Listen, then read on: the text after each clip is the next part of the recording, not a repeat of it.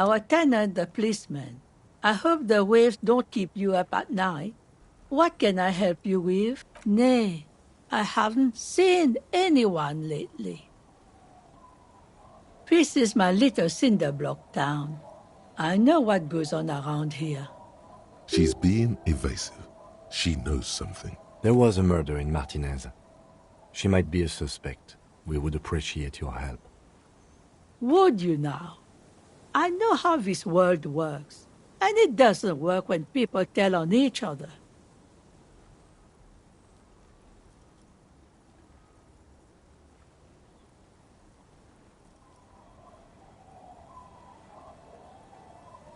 Aye, that you are, Dark Omen. Help yourselves and your organization. Help the storm clouds gather on the horizon. Enough of this. She better start talking right now.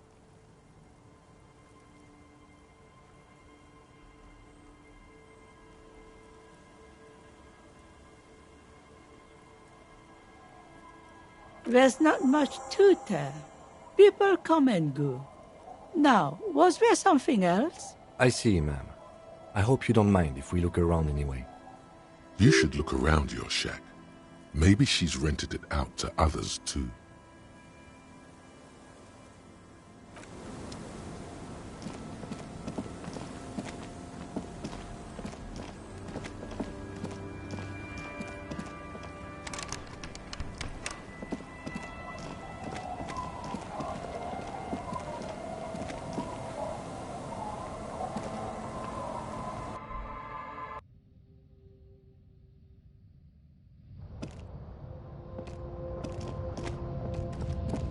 As you look at the floorboards in this corner of the shack, it's clear one of them isn't quite level with the others. The edge of a floorboard next to it looks scratched. Hollow space underneath the floorboards is dark and damp. You can barely make out the mixture of sand and sawdust below. Nothing particular catches your eye. Looks like more reeds. There might be something hidden inside the sand though. You stick your hand in and start combing through the sand. Dry, not like outside. Fine dust. And then something hard wrapped in paper. A small cylindrical object. You pull it out. A bullet. A 9mm bullet, to be exact. Fit for all muzzle loaders of that caliber.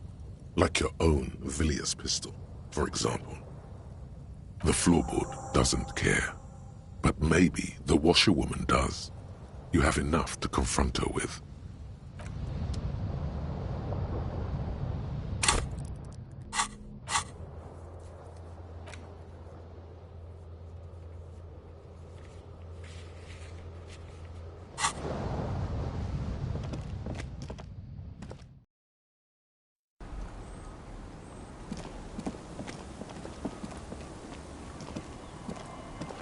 Our tenant, the policeman. I hope the waves don't keep you up at night. Damn that girl. The bullet? You didn't put it there, did you? She did. Gone and hid things in there? She's usually a good tenant, and not a stupid one either. Yes, I let my room to that Ruby girl. As I've done before when she's been in trouble or just looking for solitude. I've made it clear, we welcome all kinds of people here. She came last Friday, left on Monday in a hurry. What has she gotten herself into, that girl? That's for the police to find out. Right then, please answer each question to the best of your ability. I'm sure we have a few. Yes. Early with the dogs, around 8 o'clock, I think. She probably heard the Lieutenant's Kanema drive by, and it woke her up, just like it did you. Yes. That is a downside of having a 130 kilowatt engine. It lets the bad guys know when you are coming. I cleaned it, like I always do. No. The truth, sire. She's good company, knows how to talk to an old woman. At my age, you don't get a lot of quality conversation, so I really appreciate that about her. Did she talk to you much during her last stay? No, she was mostly silent this time, kept to herself. She tried not to let it show, but I could tell she hadn't come to fish. Usually she likes to cast a few lines, but this time she mostly stayed in her room. How would I know? She's a gruff one, but not violent. She doesn't go around toting a gun.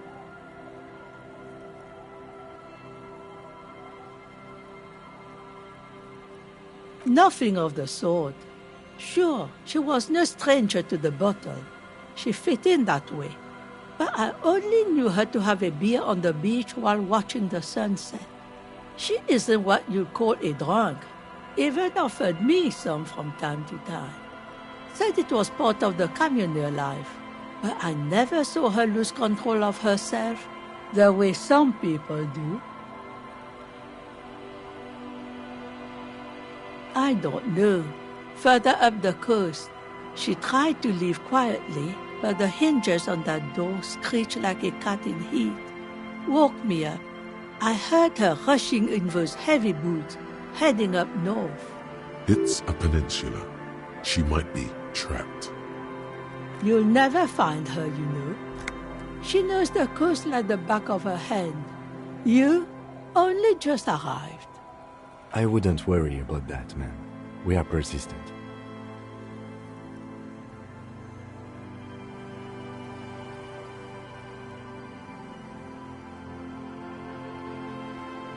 Are you sure you would rather stay here? Get a nice cozy fire going in the heater? Seems like a better idea to me. The fell electric neuron. You feel like you should go look at it again. Step closer this time.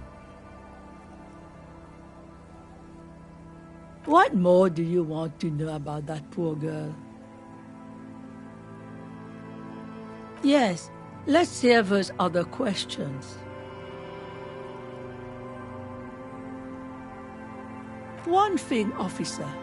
If you do find her, please go easy on her. She's a good girl, whatever she's gotten herself mixed up in.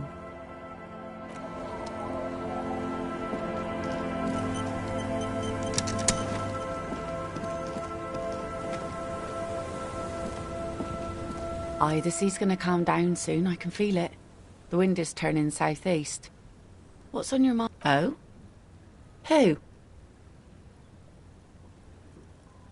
Okay. When did this person stay here? Oh. I've been out on the sea for most of the past week.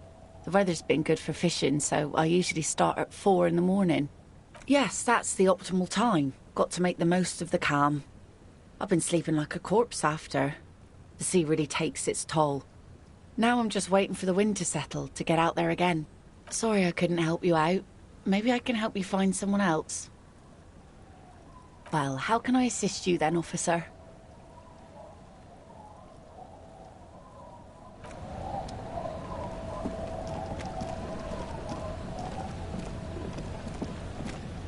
I'll just keep the Corda Lacey in the channel, if that's okay. It's too shallow near the pier. Aye, ma'am. And it's a jetty, by the way. Of course. Jetty. I prefer a good jetty to a pier any day. Jetty?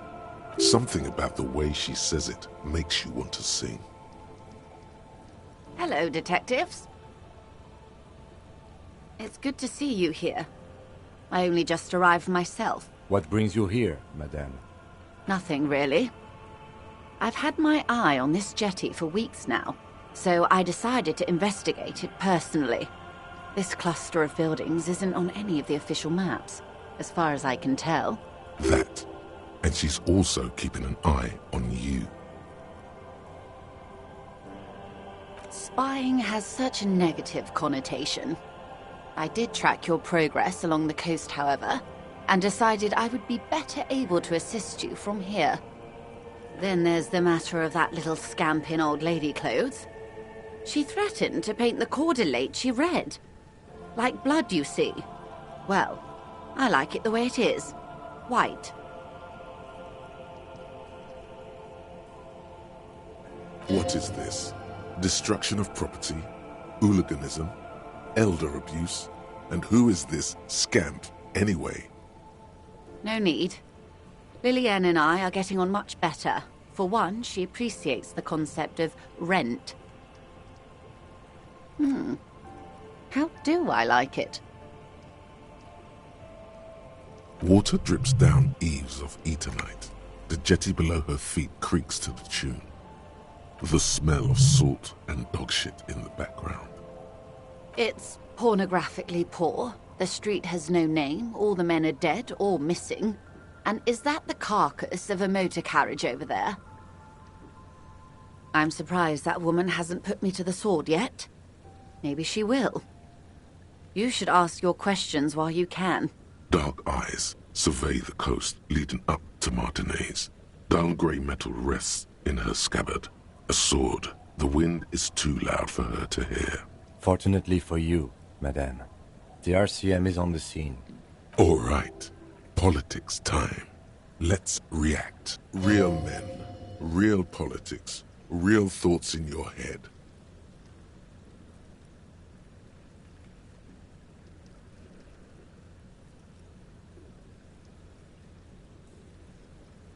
She could easily just... Above you, there forms a quilt of alto-cumulus clouds, twisting into each other. The wind tugs and stretches them over the bay. Their cloud shadows slide over the ruins of Revachol West. Wherever they pass, the temperature drops slightly, but perceptibly. Have I told you how they discovered this place? No, they're in Celindian, Isola. Well, your condition has left you no worse off than most of these people. The literacy rate is around 45% west of the river. 50 years of occupation have left these people in an oblivion of poverty.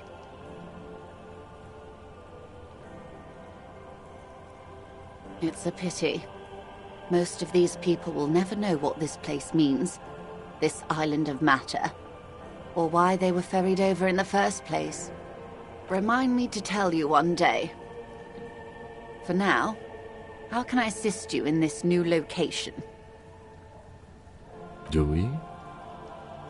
I hear you have singled out a suspect and are in pursuit. This is cause for cautious optimism. I would not want to delay you. Maybe there is something else I can assist you with, while you're hot in pursuit?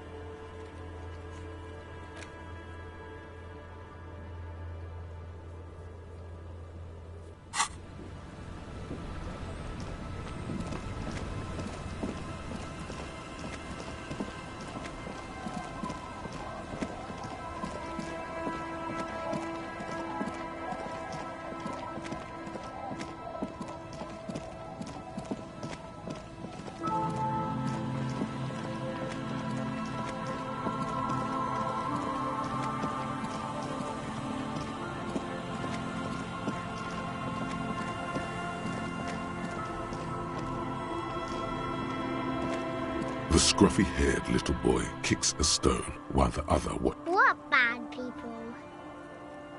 I don't think questioning 4-year-olds without their parents present is going to crack the case. Then we're definitely doing it.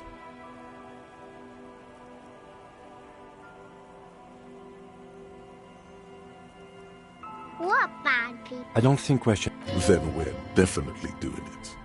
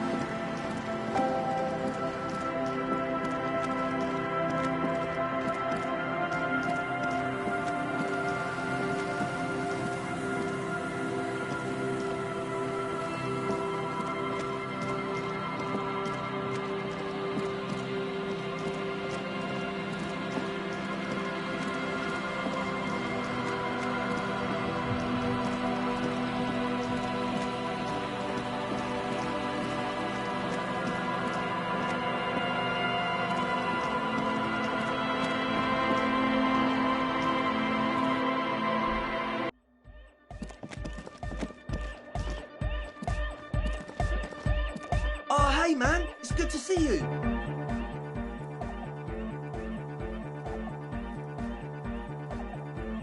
Goodbye, officer. Yo, man. What's on your mind?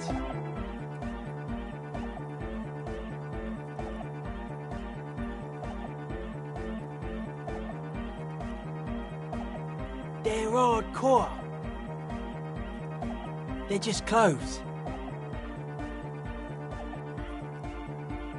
It's just a style, you know, normal hard style. Anyone can wear it.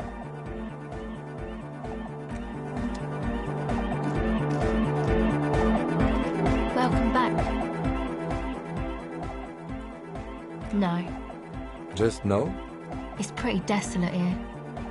I only hear the dogs bark at night and see the shadows move down the coast. Long shadows, short shadows, quiet shadows of local children, loud shadows drunks, and also a shadow made of sticks. You breathe on your hands for warmth.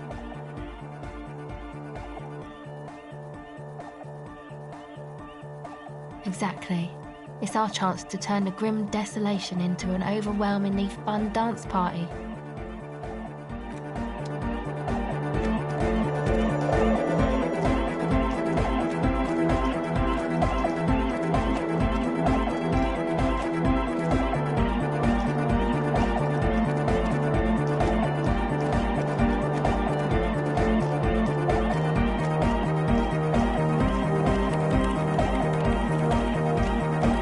Yes, what is it?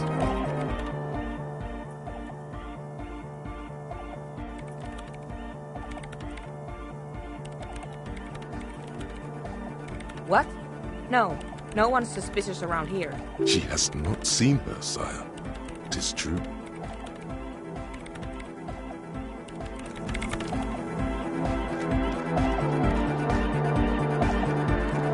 Good morning! Yeah! Hardcore! Yeah! It was awesome! And scary! Very hardcore! Too hardcore, in fact! I couldn't control it! At all! It sucks up all the air in the mix until it's the only thing left! Starts compressing itself and everything around it! Completely fills up the headspace! Extreme! Inside your chest, the heart beats still with the after effects of the sound. Imagine if you could harness that power, making it pulse. Oh! I don't know! Maybe someone can do something with this. I imagine this is the sounds that the future could make.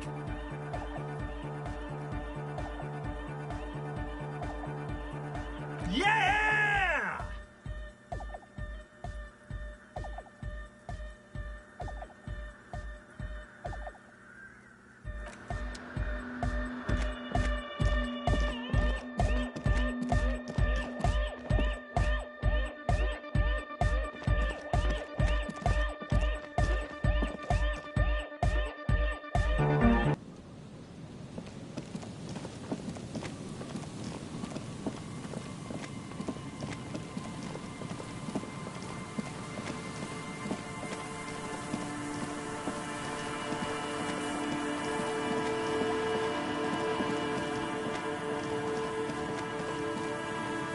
An old door, worn by elements, guards the depot.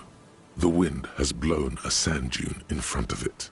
The door From here to the whirling, I can't see how. The church is in the way.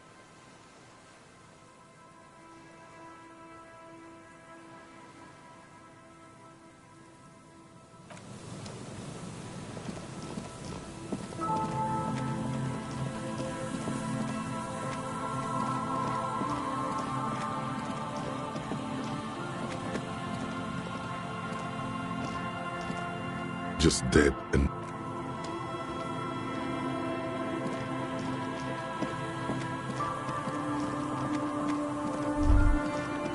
Is there something here that would indicate a sniper used this place as a nest for taking the shot? Just some urban detritus, a bottle, and a dilapidated old comms tower. The wind picks up. Fine sea foam lashes your face. It feels like needles. You can take it. Just raise your collar, detective. In the distance, you can hear the breakers roar. I don't see it, Lieutenant W. Freitor. I don't see a person take a shot here and hit something there, in the whirling in rags. To warm his hands before pulling the trigger? Perhaps, but anyone could have made this. The coast is specked with fire this time of year. Truthfully, this seems like a very poor choice to take a 1.2 kilometer rifle shot from. Visibility is awful. There's water vapor everywhere. I think we can rule out Biddable Prime, was it? It's not possible to climb that ladder, and even if it were, why? There's no platform up there to aim from. He looks like he's cold out here at the tip of the coast. The jacket is warm, but not for this weather.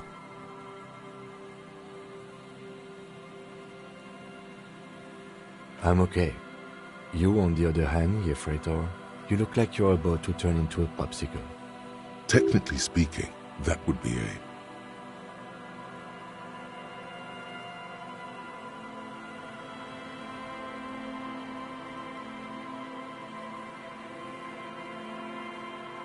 absolute idiocy.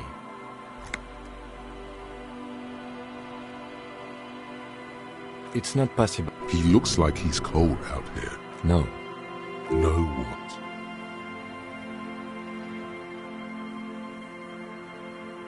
Yes, that one. No to the orange pilot cap. Those? A smoking assailant who favors Tumutiri to Astra or Joan? Cigarette butts are everywhere. This is a common brand for all men. There, 1.2 kilometers over the cold water of the bay, blue from the distance and the air, you see the smallest rectangle, barely visible. A glowing light on the third floor of the whirling in rags. With binoculars, you would see a young woman's shape move behind the glass, her limbs long and slender, smoking, drinking, being happy and elated, without you. Because you're here, freezing in the wind, aren't you? Doing your detective work.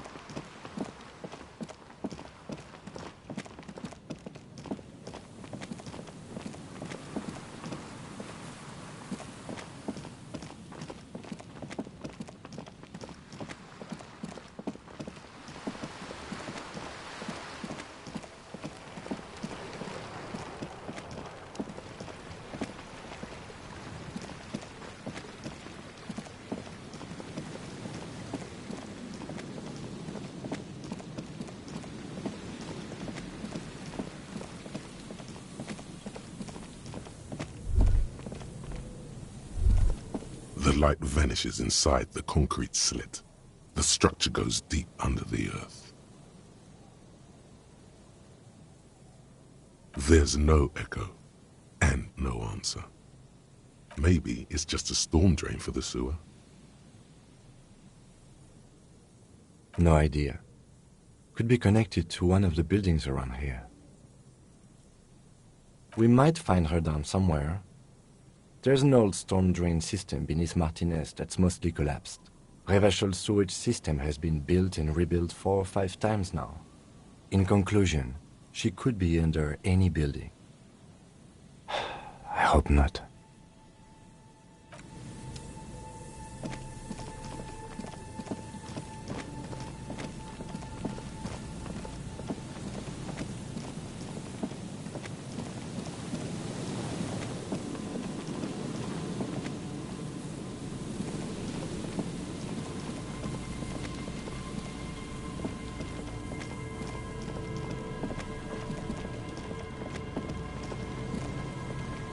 There's some tear, an empty cigarette package, and...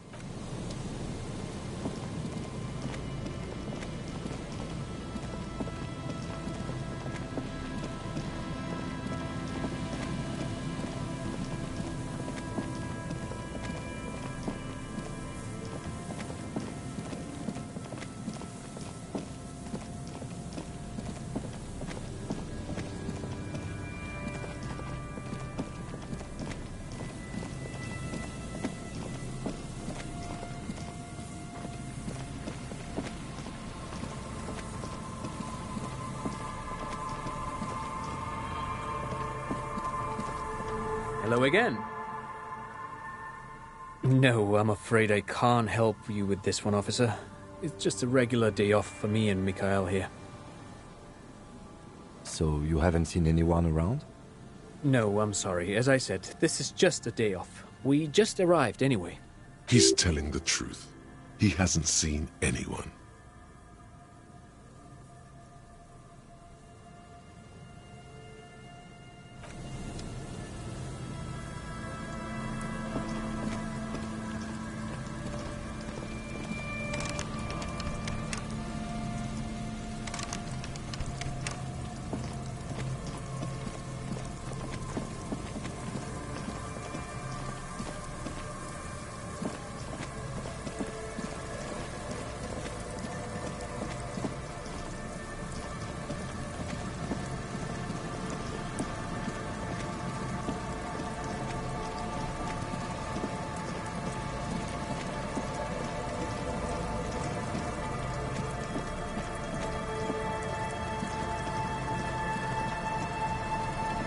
A few locusts trudge along the wall.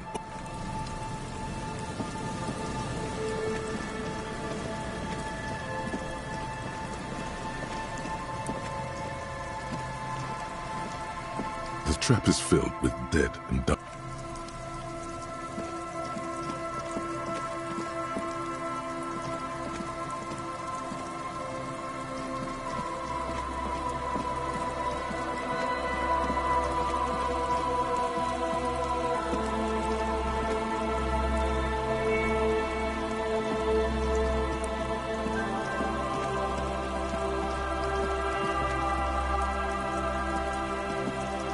Always my pleasure to be of assistance to the RCL.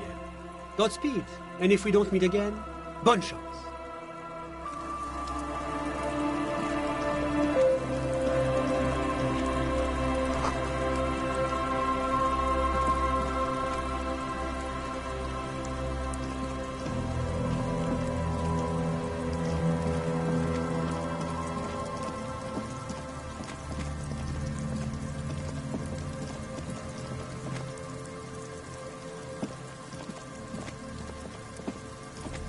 A row of ghostly shades facing a crumbling wall, with another 7 shades standing 10 meters from them. A cold sea wind behind this building.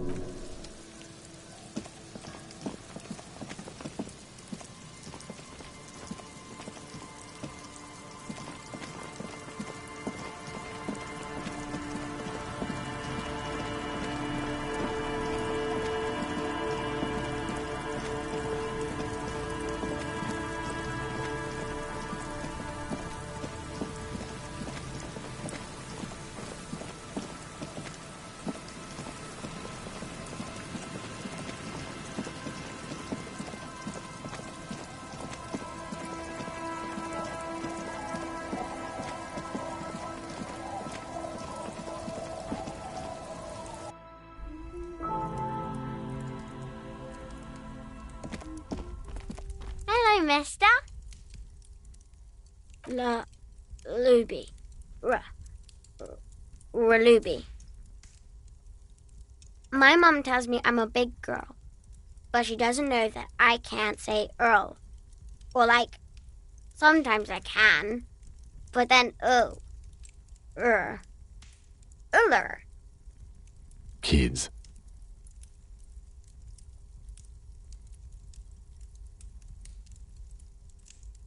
Bye!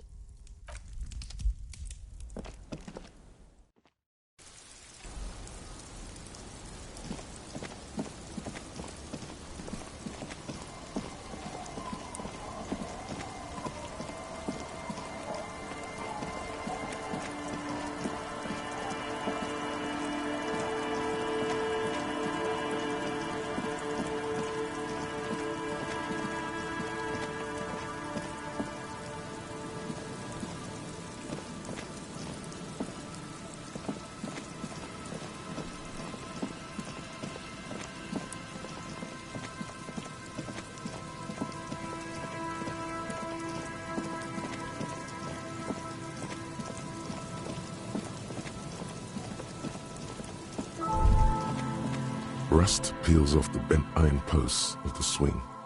The wind whistles through the skeleton of the small house behind you. There's desolation everywhere. In this yard? He's assessing the situation. How long ago was it abandoned? Someone thought they could have a summer house in a bloc obscur, for cheap. It didn't work out. They abandoned it about a decade ago. A black bloc, a part of the city left unrenovated after the war, or one that has fallen to gang violence, or has become inhospitable in some other way. On aerial photos, block obscures look like dark squares, hence their name. Practically, it's not an official term in any way, but look around. No sewage, broken power lines, crime, drunks. Life is tough in the blocks. It's no place to build a summer house.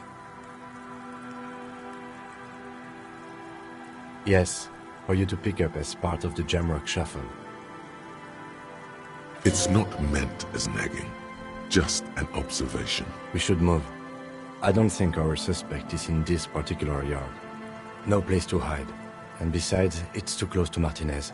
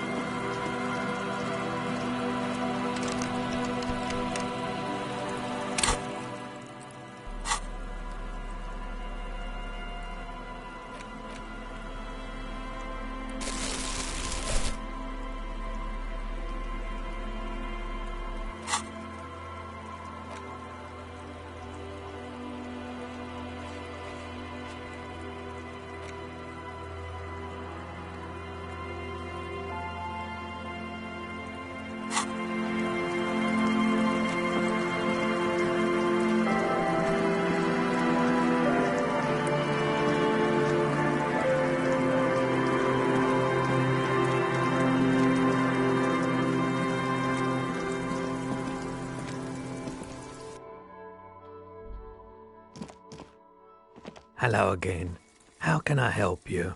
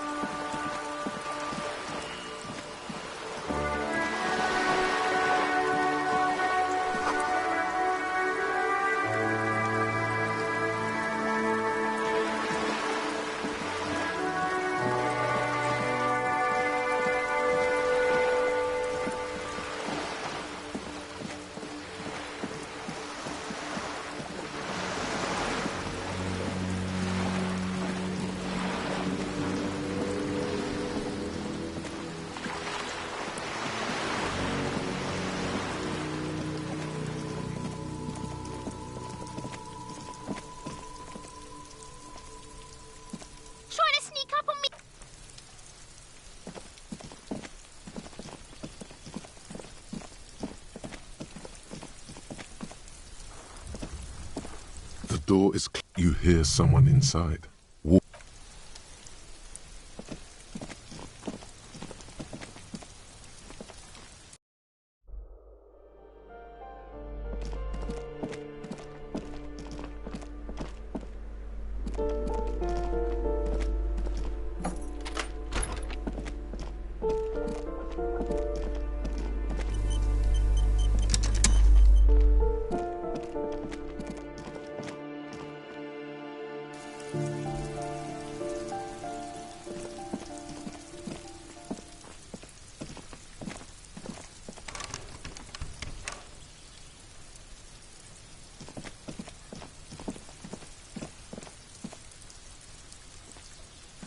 This door is made of metal and appears to be no one answered. Let's go. There's nothing to do.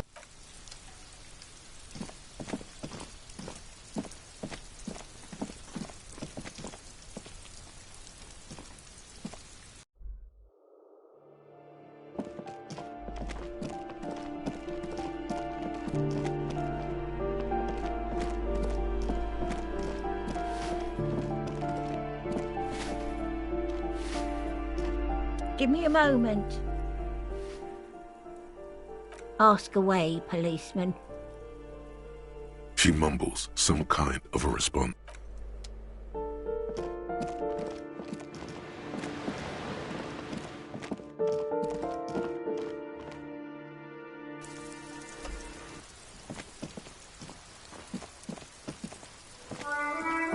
Hello again, officers. Have you come to admire my mural?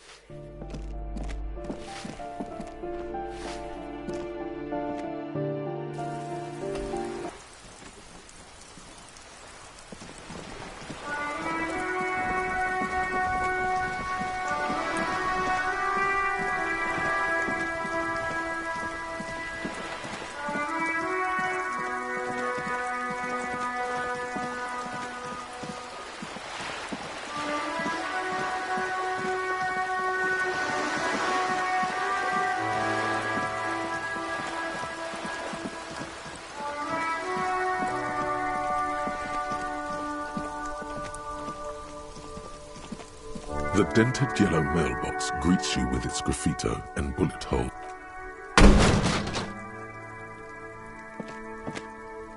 There is a hollow ring as you kick the box. It sounds like it's mostly empty. Your toe hurts. Your toe has suffered damage. It hurts. Cool. You really showed that mail collection. He does not actually think it's cool. If anything, the lieutenant feels sorry for the poor box. He's leaning in to inspect the layers of graffito that deface it. The lieutenant pats the box on the head, ever so slowly.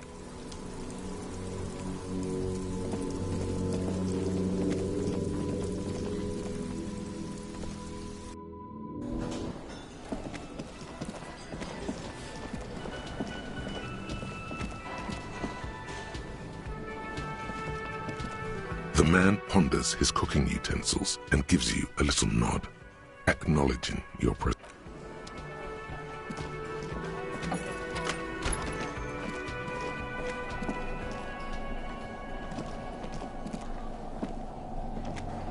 The machine is dead and silent.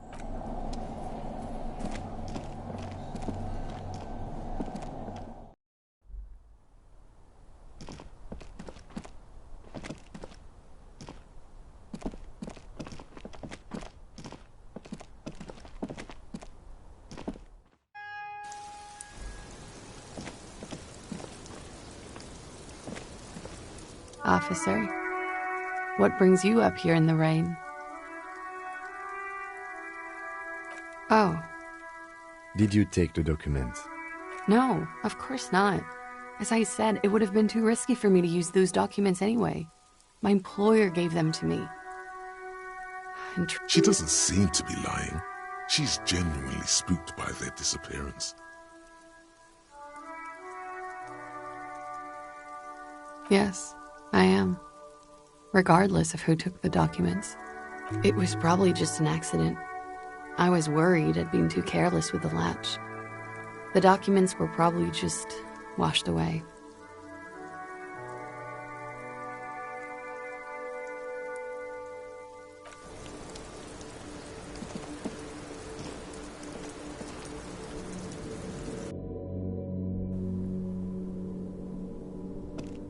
Two neon-lit shapes, a man and a woman having sex.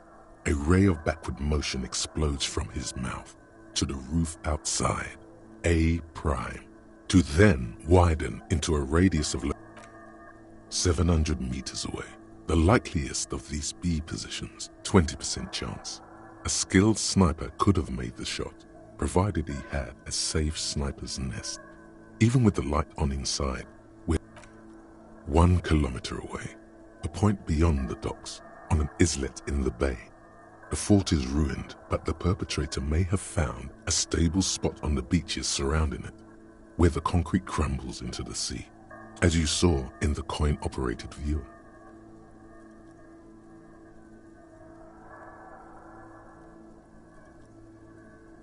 The shot would have been a small miracle, 5% likelihood. There is an extreme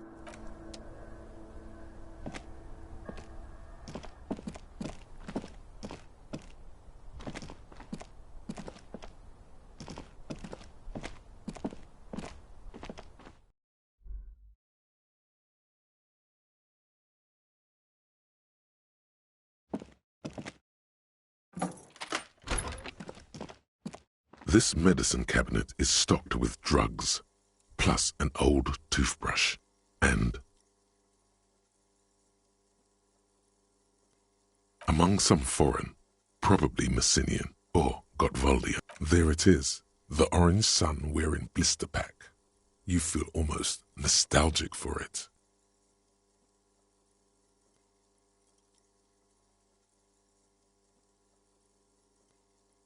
The lieutenant looks toward the door as if he didn't see you pilfer. Who cares, man? Who cares what the stiff thinks? It's speed, man. Just what you were looking for. They call it dextroamphetamine and talk about psychological disorders. But what we're seeing here is some scientifically advanced trucker speed. Yes, take it, and then dispose of it. This den of narcomania cannot be allowed to stand.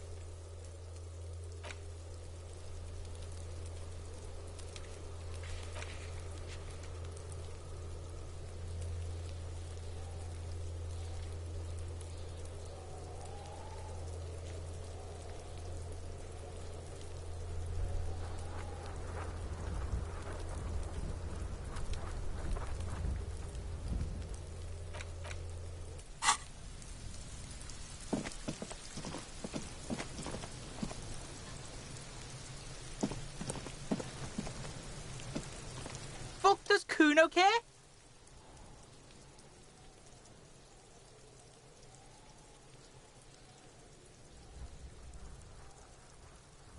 Kuno doesn't...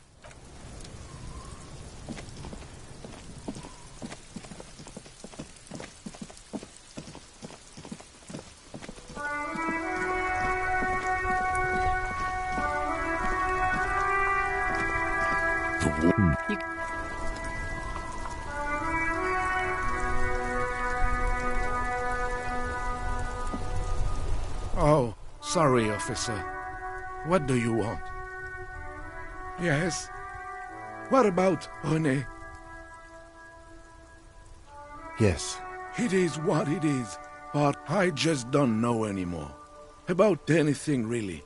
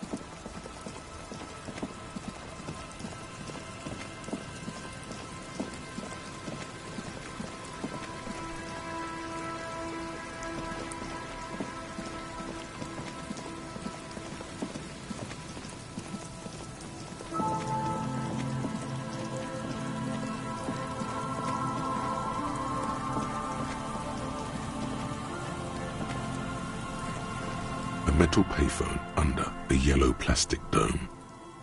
There's a bitter, caustic taste on the tip of your tongue.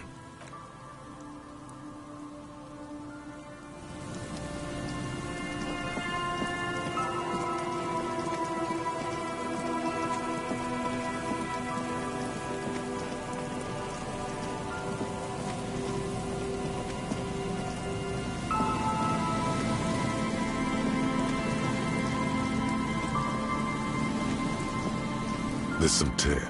2 empty bottles of Tallulah. No, there's more in there.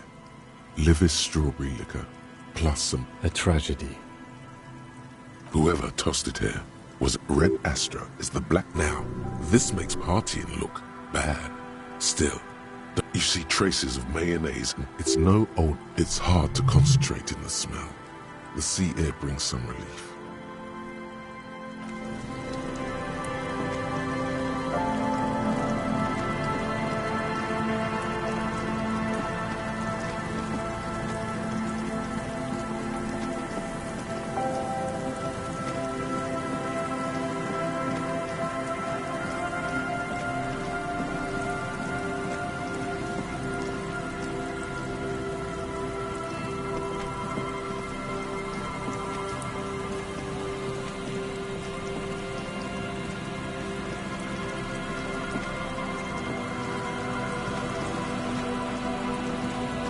You see, a once bright mural towering above you. A slogan used to intertwine with the loops a long time ago. Above the mural, a collapsed roof, broken windows set in walls that are cracking and will soon also fall, and the coastal breeze rustling and sighing in the remains of the edifice. Felled Electrical. How ironic. All these dark rooms. Felled Electrical. You only know them as a small company that makes ink cartridges. Looks like they used to be. There's something in the wind. Sometimes the only way to go forward is to fail first. Indeed, somehow you knew it was here. An urban ruin gutted by looters that once used to consume money and dispense warmth and light. You felt it before when it rained in Martinez, and you felt the cold of the rain. The feeling persists. It has been in you ever since. In there? She could. Or she could be in the identical room over there, or in that boat shack, in that church tower, maybe. Why single out this one building? Even though you're sure you succeeded, all is quiet. There is no cold hand brushing against your forehead, no rustle in the reeds. The wind has died down. The ruin in front of you is silent as a tomb. Trying to talk to the wind, the city, whatever you thought would happen, did not. And now you're just standing there with your hands fallen to your side. Is trying to talk to the city something you've done before? Is it in your secret repertoire? A trick for when you're out of ideas? How do we? I was really hoping she'd be in the village. Okay. She's probably north of the village, and this place is a peninsula. We already scanned most of the outdoor areas on our wild cryptid hunt, so we have an understanding of the geography, at least. And then there's the church. We've already searched that and can rule it out. I know it doesn't feel like progress, but exclusion is a step too. Anyway, we do it the old-fashioned way, sector by sector. Go over the whole peninsula, ask the locals, enter the places where we can enter first, like we did in the village.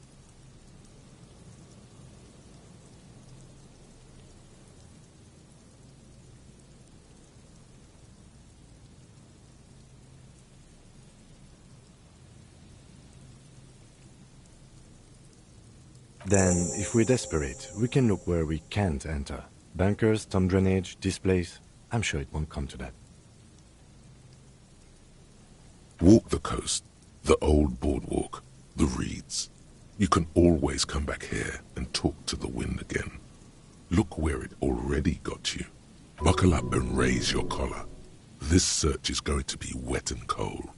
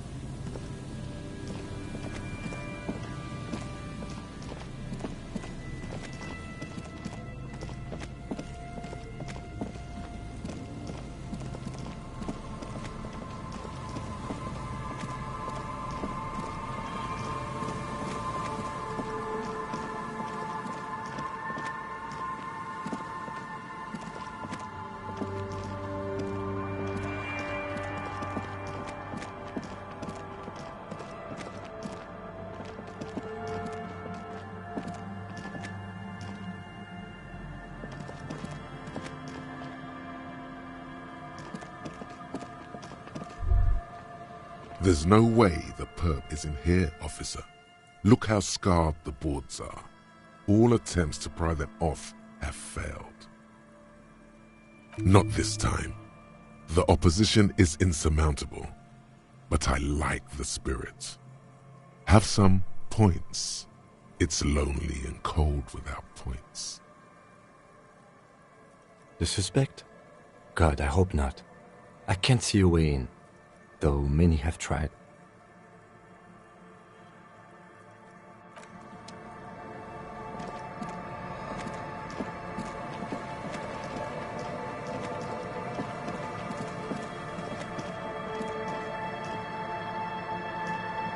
Always my pleasure to be...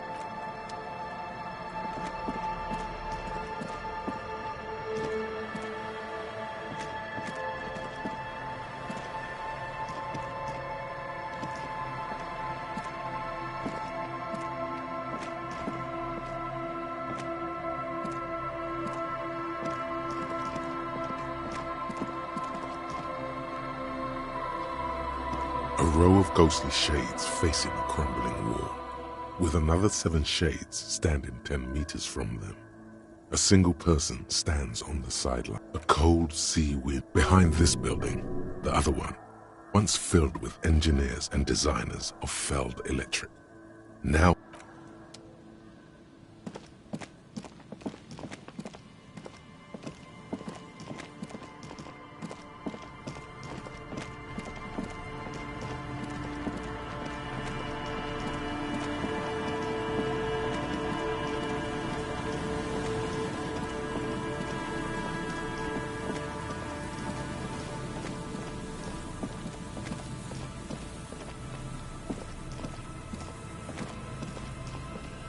the once bright mural towers above you, saying, Feld Electrical, R&D.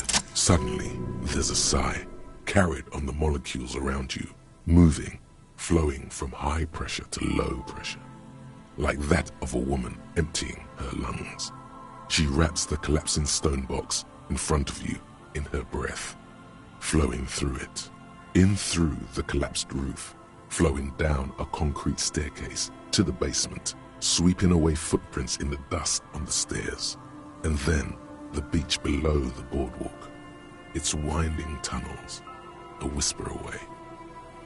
She's down there. Okay, why?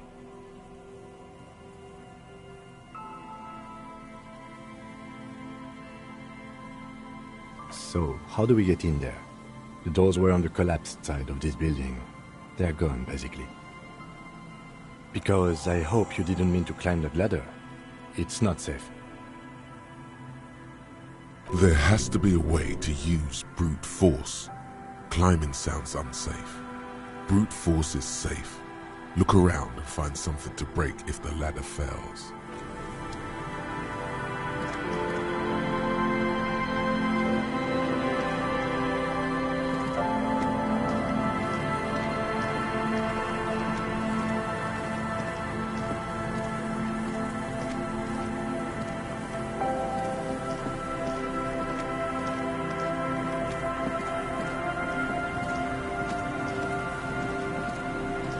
An old pipe peeks out from beneath the rotten boards of the boardwalk.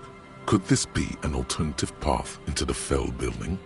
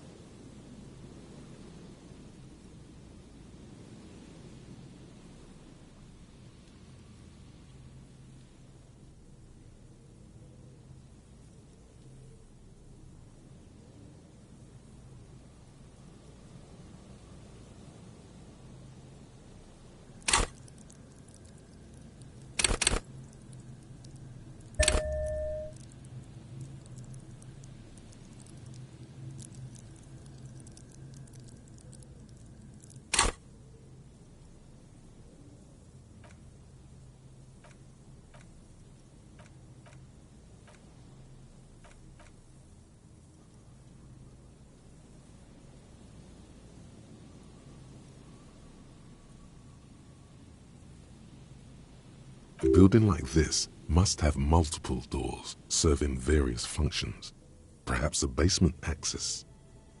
Your eyes slowly begin to adjust to the darkness inside the drainage pipe. The lieutenant looks over your shoulder. A thin layer of snow gleams inside the pipe. As your eyes adjust, you see some trash, crumpled up newspapers, cigarette butts. Someone has half-heartedly spray-painted skulls on the right side. And nothing. Broken glass from bottles thrown against the walls of the pipe. A syringe. I see. Another stop on your crusade against narcomania. I was hoping we were in pursuit of a murder suspect. Given that this isn't a martial arts thriller, it's highly unlikely, and not without risk to our health either.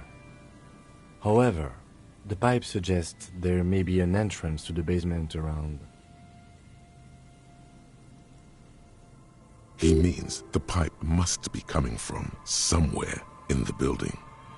And it's right here, a maintenance door. Oh yeah, big boy time. This needs you to put your back into it.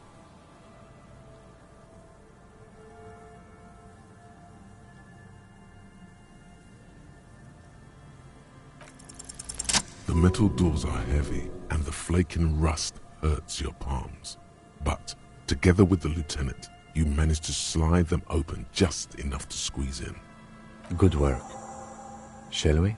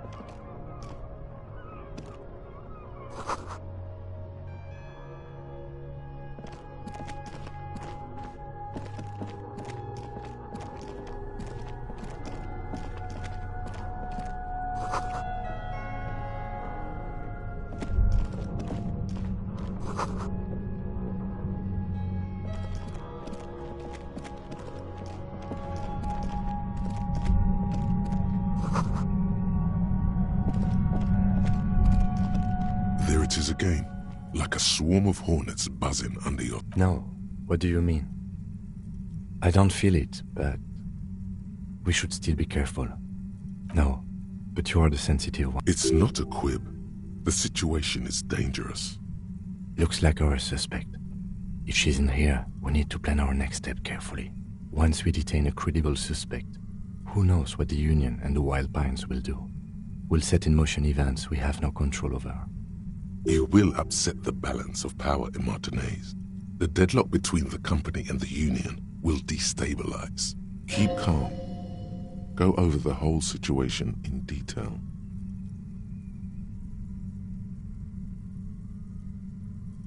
I leave that to your judgment. You already know what I think about cross-pollinating information like this. It's dangerous, but... He just can't be sure. Maybe it will yield something useful. Well, we are not responsible for what we can't predict, are we? I don't think the entire city will be razed to the ground. If you can't predict it, there's nothing you could have done. I think I see a cavern. Maybe more cellars? I think we've been careful enough. We still have the element of surprise. Or maybe not. Either way, once we go deeper, there will be no turning back.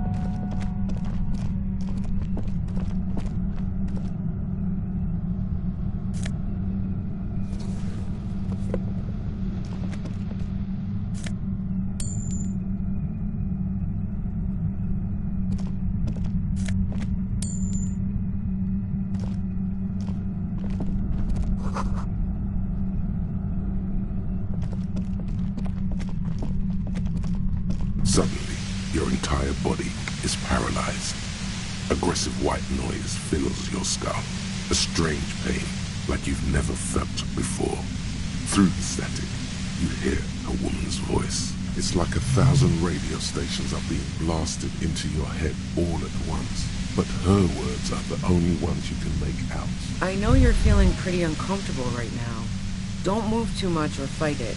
That'll just make it worse. Can't say it's a pleasure, officer. I was really hoping not to make your acquaintance.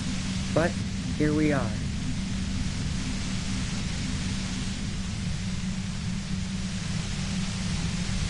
As she says the word, officer, you feel a spike in the agony. It sounds like the entire radio frequency range is screaming directly into your neural pathways. No, buddy, that's not going to help. You can't shield yourself from this. It's an entirely new type of experience. Way worse than all the previous ones. Don't focus on the pain. Focus on doing your job. Tell her she's under arrest. Really now? Check this out. You're overwhelmed with a new surge of violent static. It feels like a blood vessel exploded in your brain. I'm using a pale latitude compressor. You and your partner have been caught in its field. Wow, check out the big brains on you. You're not entirely wrong.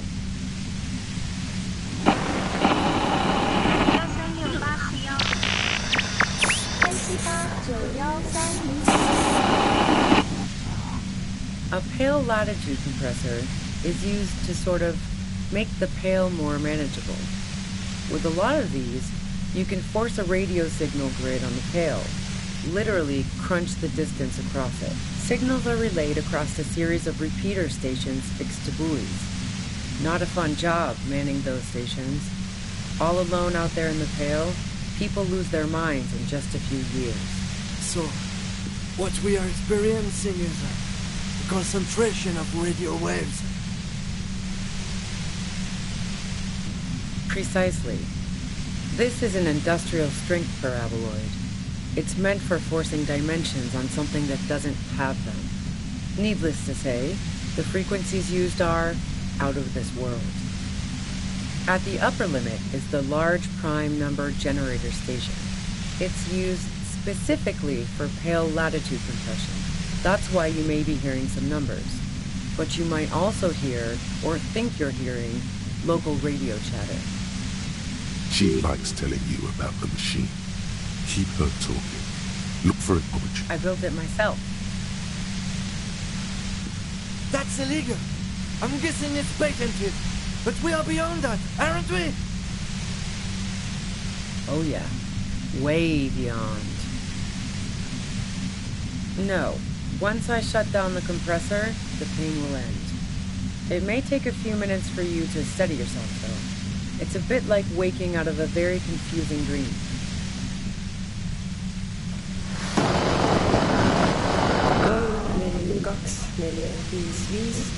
Yeah, I stuck my head in there before using it on you. It seemed like the ethical thing to do. Can't say that I enjoyed it. The field was weaker, but I can imagine what you're going through.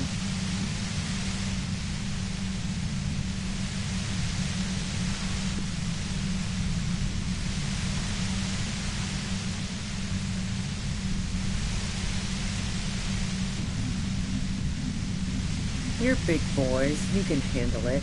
Stop being so damn melodramatic.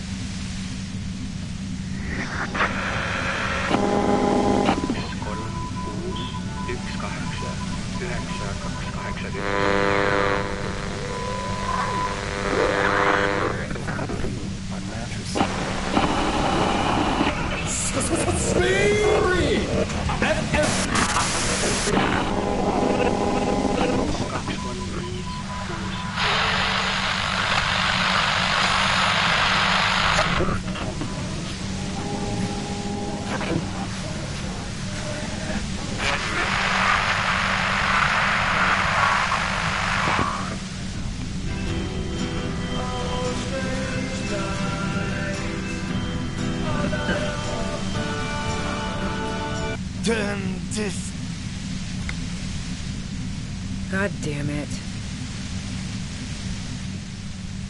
Fine, I can dial it down. I've also got a gun, by the way. She's carrying a 2-barreled front loader. Remain, well, it doesn't feel much better, but she can form sentences now. Thinking doesn't seem to hurt as much.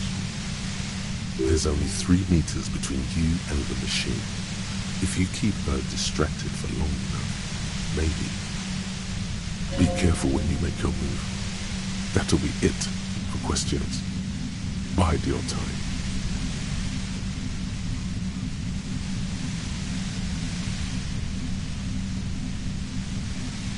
I heard you in the passages, and I've been preparing for quite a while. So you found my shack, huh? I'm not surprised.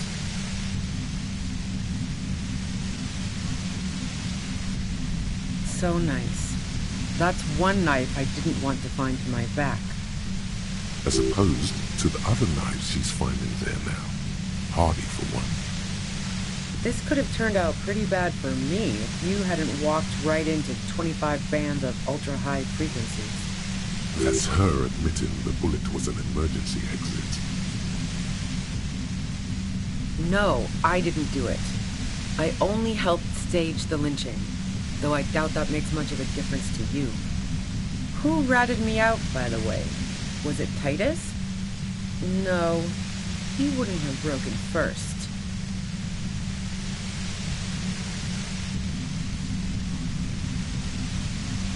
Oh, I knew the kitten had claws, but not like this.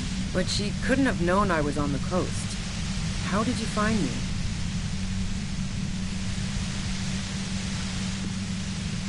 Titus and his boys, man. He told us you were on the coast. Even now, Kim is a paragon of professionalism. He is trying to make a clean cut of telling her she was betrayed. Well, fuck. Those guys liked me, I know it. If this is what happens to people whom people like...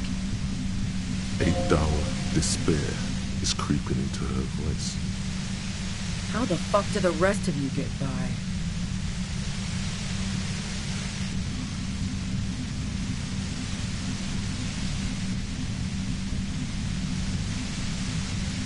I did, didn't I? Now you've come for me. Fuck them all the same. Like what? I already told you I didn't do it. A strong moral compass. She still wants the opportunity to make a case for herself. I didn't like him. Hardened mercenaries aren't particularly likable types.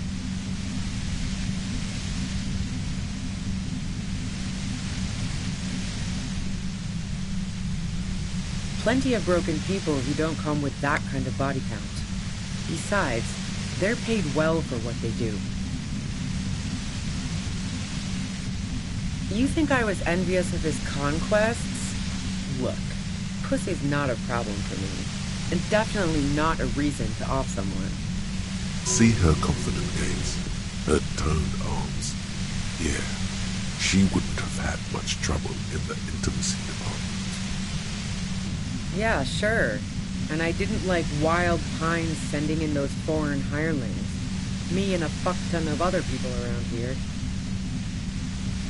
I'm listening. Man, I was with the boys the whole night. I hope they at least bothered to impress that upon you.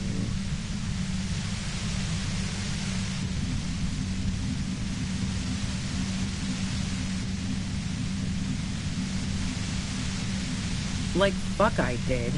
I was in all the time. I went for a leak, 10-15 minutes max.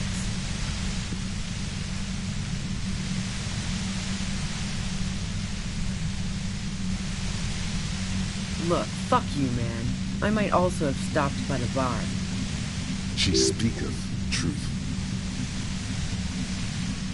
Wow. Now I'm curious. Please, explain. No. Not since I was 14 and hanging out in the only diner in Dardun. Haven't been into low-risk, no-reward games since moving to the city. Why?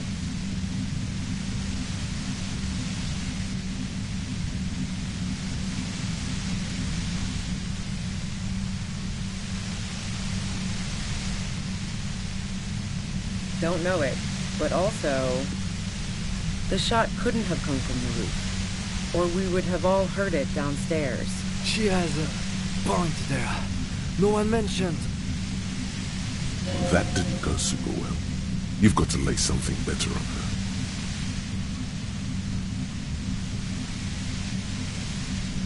And the gun store, Trigger Happy Jacks.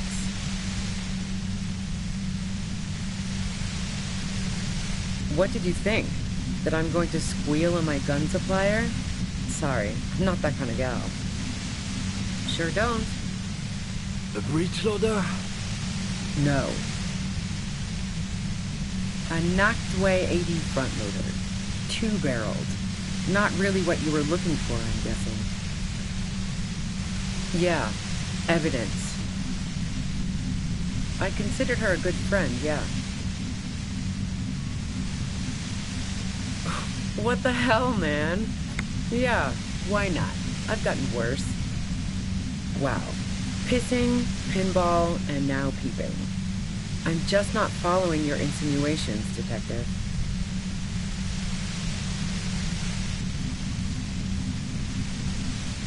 If I want to stare at a pretty girl, I can pick one up at a bar.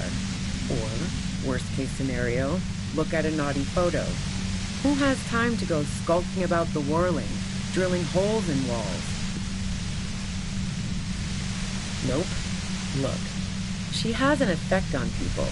That je ne sais quoi that makes it impossible not to look at her when she walks into the room, and very difficult to look away.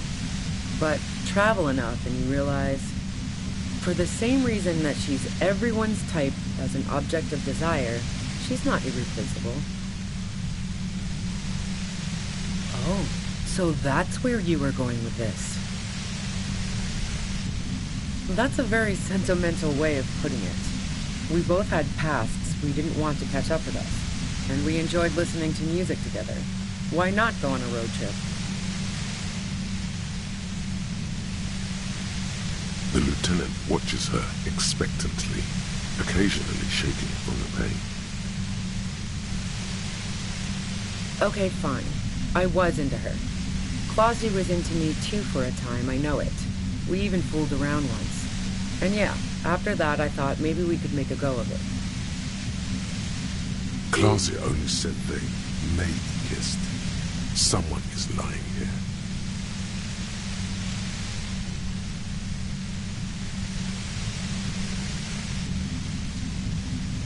She does know how to pick 'em.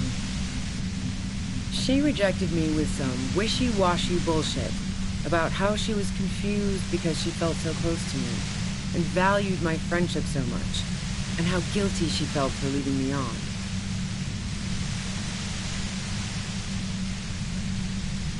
I knew that wasn't the whole story, but thought, fine, I'll take it and move on.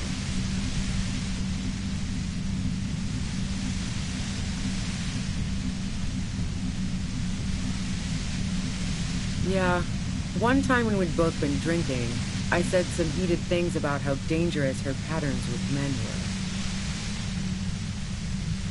were. I was a little worried she'd blow it out of proportion in her head. All the drugs she was doing can make you feel like you're living in a DeLorean tragedy.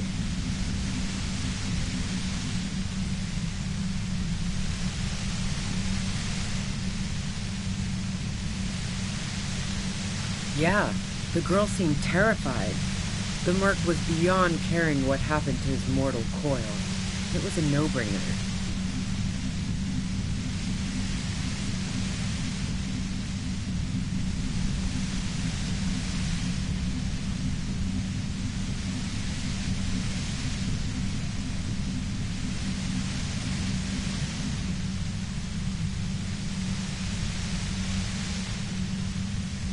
Go ahead. It's your body. And mine too, he thinks. But keep on. This must be done. Who doesn't? Oh, you probably mean Clausia's rooftop. Sure, I've hung out there. She's got this great antenna. The view's pretty bomb, too. But you might say the antenna was the main attraction there, yeah. Along with Clausia. It's very powerful. I used it to tune into RCM frequencies. That's how I knew to be prepared for your arrival.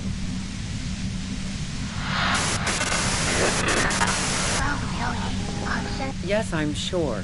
And anyway, as I said before, the shot had to have come from afar. Yeah? Where?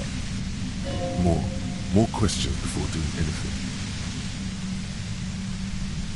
How should I know? As I keep saying, he already had a bullet in his head when I got to him, and there hasn't been any useful gossip over the radio. Those rings around her eyes, her tired voice. She's been staying up late, listening in on the conversations crisscrossing Martinez. Police radio? You've been following the case? Who hasn't? You know, I can still see him there, in Claus's room, lying on his side. He was still warm, but the bluish light coming through the broken window made him look as though he'd been dead for a good long while. Claudia didn't want to turn the lamp on. She was afraid of another shot. She eyes you warily, as though gauging your sincerity. It's okay. We just want to...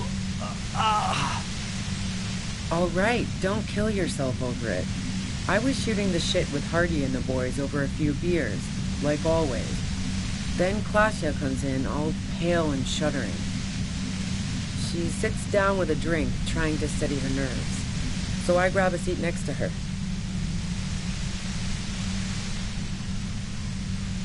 Oh yeah, super.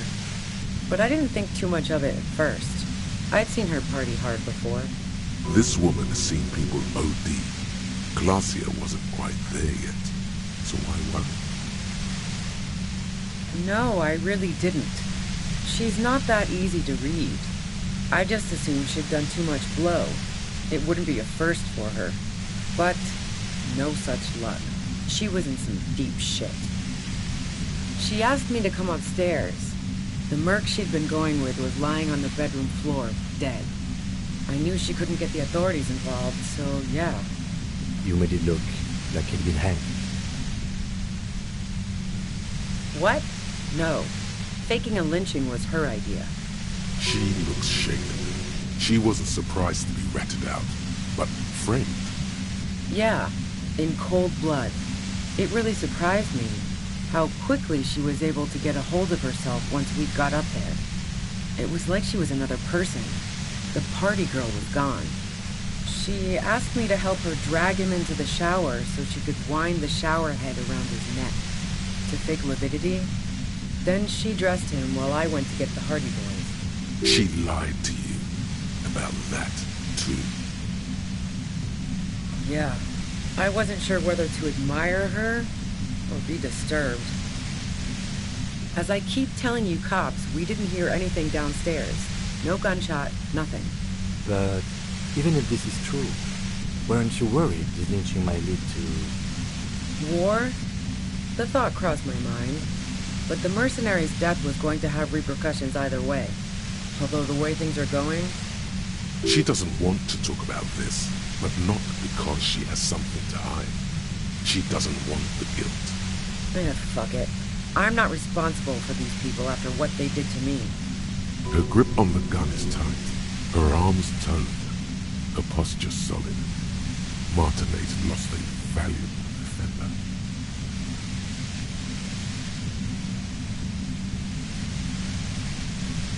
I saw you roll into town. I wasn't about to stick around for questioning by a goddamn La Puta Madre agent.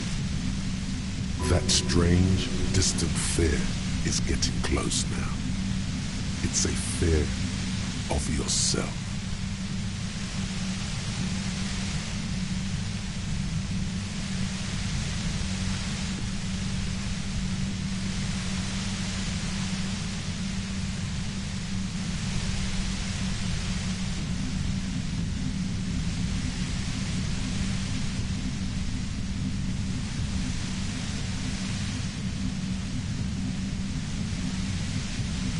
Yes, you. Everyone says you're his peon, his human can opener. Through the sudden sharp pain in your head, you hear the lieutenant mumble something to himself. Fucking hell. And why me? You hear through the white noise. It's especially bad suddenly. Felt like a vein exploded. Everyone in Jamrock, the cops, the criminals, why do you think I'm holed up in here with a goddamn death ray waiting for you? If she knows that about you, she must know your real name too.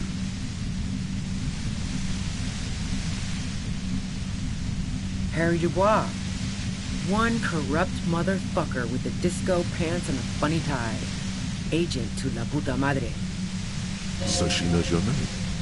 That doesn't mean you're on the tape. Criminals make up bogeyman stories about cops all the time. All of this just means that you're effective. Criminals know you and are scared of you. I don't know. Sounds pretty convincing to me.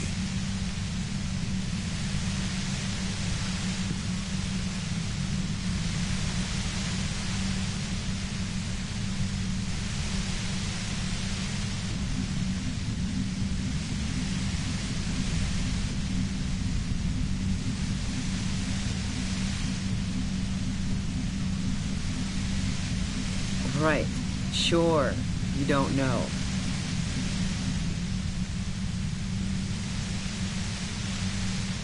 Yeah, sure. She doesn't believe you. I'm sure La Puta Madre himself will explain it all to you soon enough.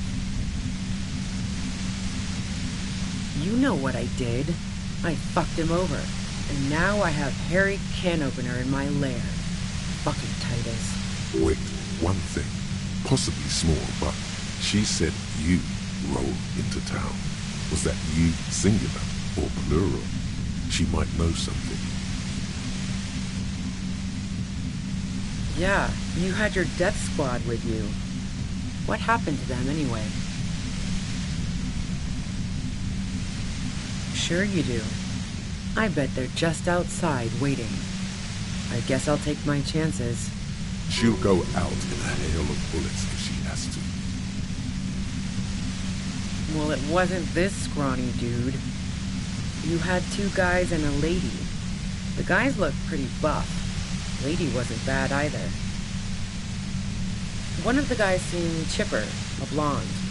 The other had a brooding something or other about him. And the woman was the only one in uniform. All were carrying. That sound about right? No idea who these people are. Literally. Satellite Officer Vicmere looks out of the window grimly, then puts his coffee down and turns to Patrol Officer Minnow. We can either take a room here in the whirling or go home for today. Let's go home, Jean. Nothing's going to happen today, she responds quietly. Jean takes his blonde wig off. Call Heidelstein. He can give us a ride.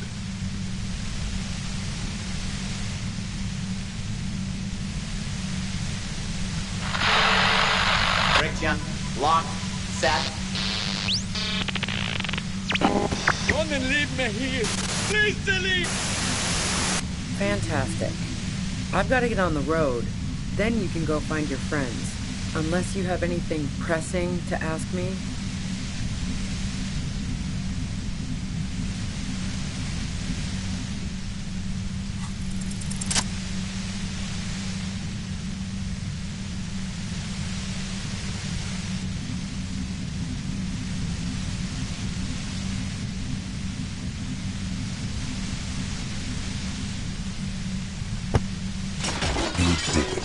The compressor lies broken on its side. It's quiet in your head again. It still hurts like hell, but...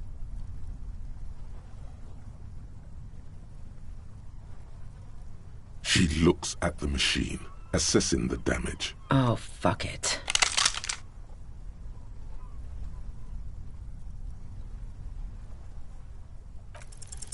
She's truly desperate. She thinks she has no other options. You need to give her options. You know.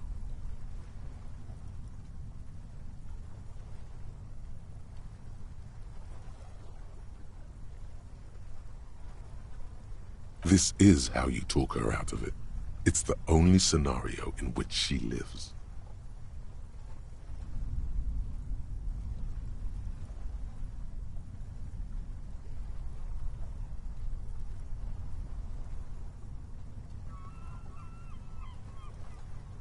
She stares at you, frozen, the gun still in her mouth, eyes filled with dark intensity. Then something shifts in her.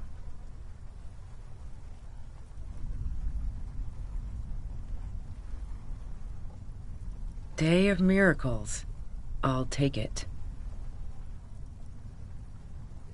She runs past you, then past the lieutenant, and disappears into the darkness of the tunnel.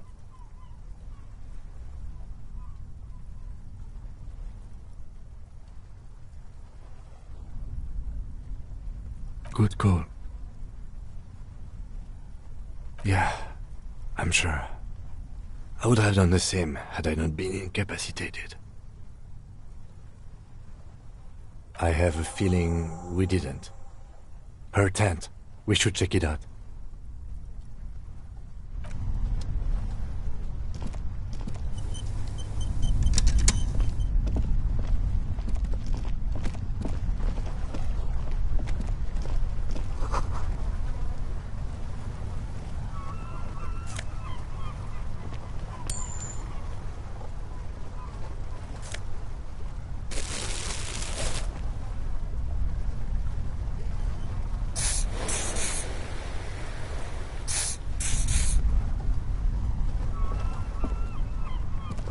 The plain red tent stands by dispassionately. The tent looks old but well maintained. In the darkness of the tent, a rolled-up sleeping bag, cooking utensils, some books, and a kerosene lamp. It reeks of cigarettes. Assorted soft covers, mostly pulp horror. A motor carriage lies buried in the snow on one cover. On another, a ghost airship. You also see a collection of radio enthusiast magazines. See anything? Rager Monthly, Journal of Material Science. More Technological Digest. One of the magazines doesn't have images on the cover.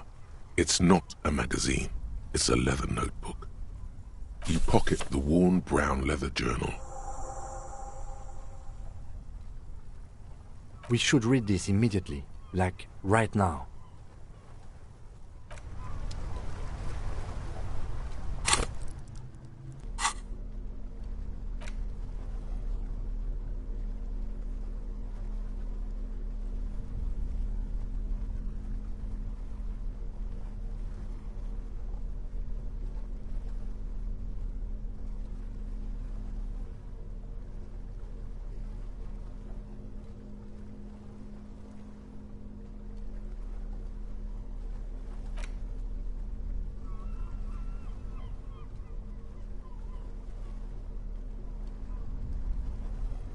A thick journal. The cover is worn like someone used to carry it around in their back pocket. It's made of full-grain leather. The lower left corner of the back cover sports an embossed brand name, Schneller. Schneller is a stationery brand from Gottwald, beloved among architects and engineers. She's got good taste and must have taken whatever she recorded here seriously. The journal falls open. About 2/3 of its ruled pages have been filled. The large cursive of someone who writes quickly and confidently. It's a mix of logistical notes, diagrams, and personal reflections, all dated. It's good she left in a hurry. We could learn a lot from this. Hard to tell exactly. It's mostly noted down in code. Looks like contact information, quantities, directions. There could be useful information about local operations in those notes. We have a junior sergeant at my station who's good with codes. I can give this to her after we finish this. Esoteric radio technology. The most recent ones probably pertain to the latitude compressor, sketches, calculations of distance and density. You make out a familiar spiral shape. Short, wry observations of people and places. Probably a way to pass the time on the road. Also, what appears to be attempts to sort through some difficult decisions. There are a few passages with many questions in them. Staff issues. Always tough on the leadership. You smell traces of betrayal. The first entry is from August 2nd of last year. It reads simply, I know my position is precarious. All I can do is make myself as useful as I can while looking for a way out. Remember, no one is indispensable. Nothing on March 4th. March 5th, though, well, that's bound to come back and bite me in the ass. I'm bad at this. Loyal to a fault. But that's another matter entirely. She is referring to betraying her previous employer. Does this suggest she did it in self-defense? That name isn't mentioned as far as you can tell. Small wonder. Would you talk about La Puta Madre in your journal? You do see an M, though. La Puta Madre. M is mentioned on March 9th and March 15th. Great. M's peon is coming to town, no doubt to investigate the lynching. But also, I feel it in my gut to finally put a bullet in my head while I'm napping in my lorry or on a smoke break. Well, I won't stick around just to twist my own neck by constantly looking over my shoulder. Then again, isn't that what I've been doing ever since I got the call? Been holed up here for 3 days now. I'm used to being alone and all, but I don't know when I'll be able to leave, or if I'll be ratted out. They will rat me out, of course. I've made it a point to believe in the best in people, the boys, for example. But experience tells me, did M feel truly betrayed by me? I was feeling threatened. He'd have to know if he threatened people, they'd take measures to protect themselves. Even I know that. Economic measures first of all. Gotta make a living, right? I can still hear his voice in the receiver. Taste the plastic. The entry ends abruptly.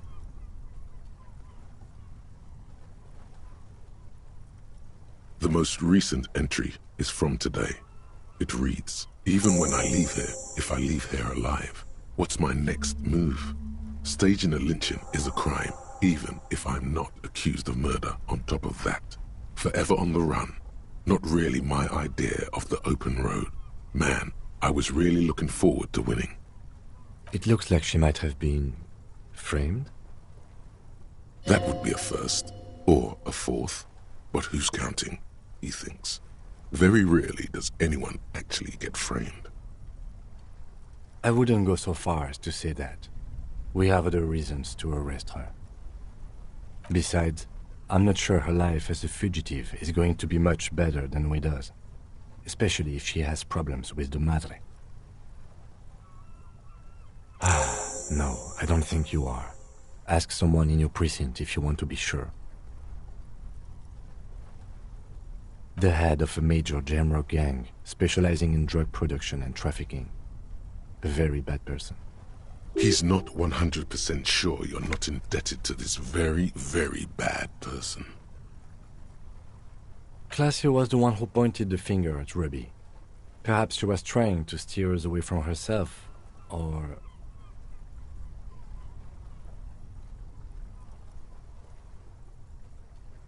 Either way, we need to keep an eye on her. One thing is for certain. We have business back in the whirling and rags. Questions to ask. We should get to it.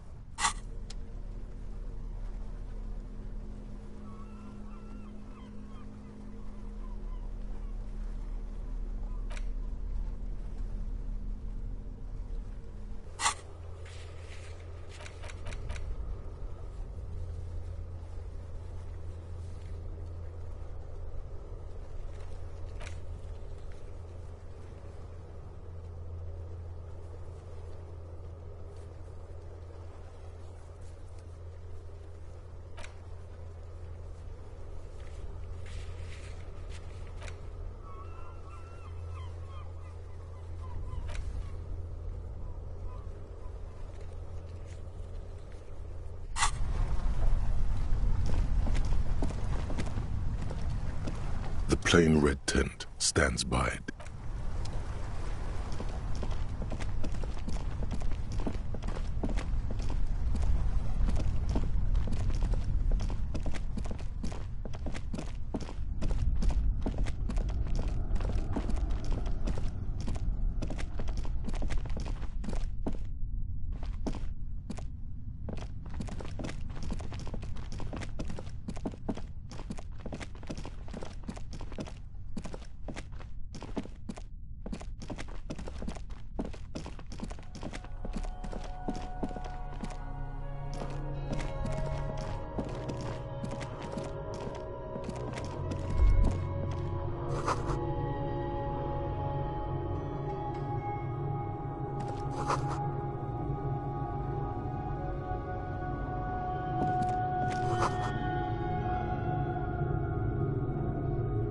A mustachioed and mutton-chopped man, amateurishly depicted, gazes at you with sad eyes.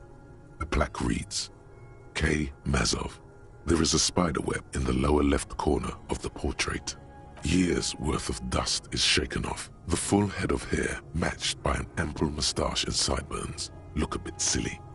Someone crouches, heels digging into wet sand. Hands sweep across the sand. Grains stick into the frayed skin of the fingertips. An old man sits on a slab of concrete and taps his fingers against the glass of a scope. You shudder. Yes. Looks like some latter-day radicals were hiding out here. They left a long time ago. Half a century? This was probably part of the network of defense posts the communards built against the amphibious landing. I think the purpose of this bunker was to produce propaganda. It would have had radio equipment back then, but that's all been looted. We have found a lot of those lately. I guess what most people think of as history tends to linger in rundown neighborhoods. Martinez being what it is, no one has gone through the trouble of cleaning out the old bunkers. I won't stand in your way, but only after we're through with this case. Millions of depictions of Mazov have been produced. They're not all connected. Besides, that looked like some student. The youths always go for this kind of stuff. You mean like Ruby? No, I think we've stumbled on a piece of history.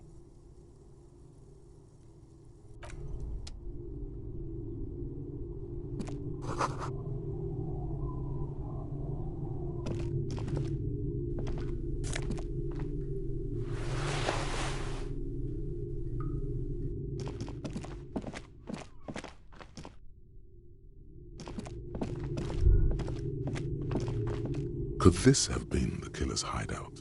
And this narrow window, the point of origin of the shot that killed the mercenary? In the darkness, you can barely make out the falling snow.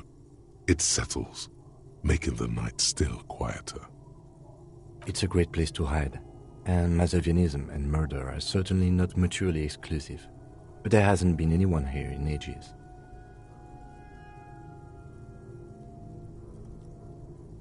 Indeed, no one could get a clear view. Well, at least we've been thorough. I like thorough. The lieutenant's voice betrays a slight disappointment, which he glosses over by reasserting control. In fact, I think we're done with this bunker. After you, officer.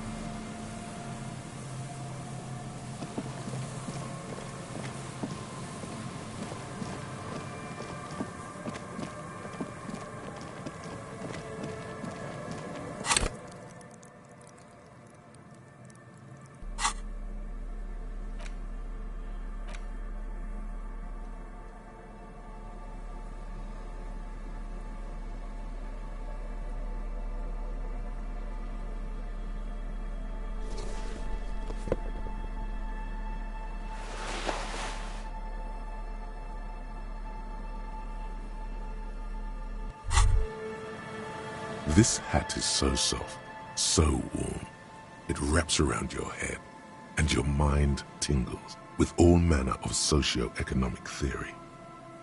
Kraz Mazov would have worn this, Yushenka.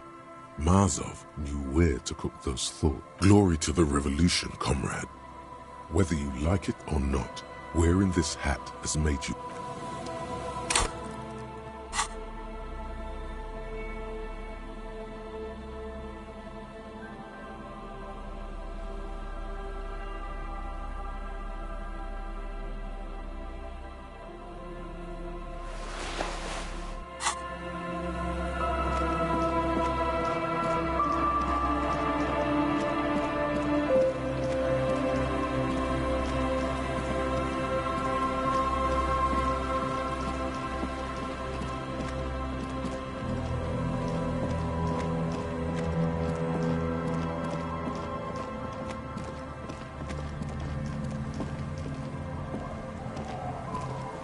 Our tenant, the policeman. I hope the waves don't keep you up at night.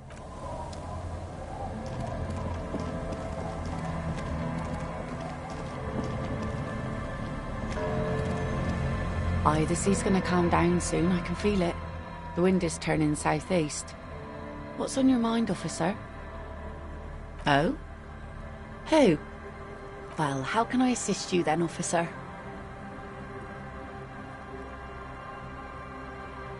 Oh. That's good to know, I guess. Why is it in the sea?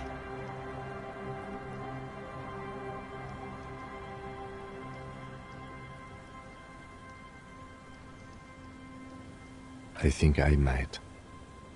This calls for a funeral, if you ask me.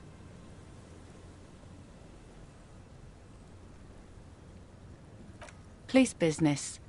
I understand. Anything I can...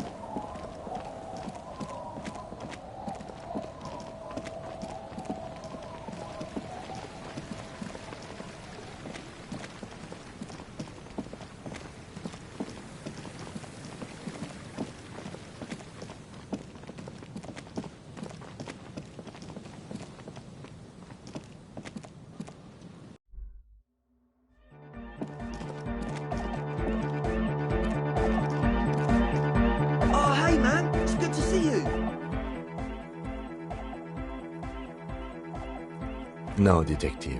It is not. We really should get to the whirling in rags. Now. Goodbye, officer.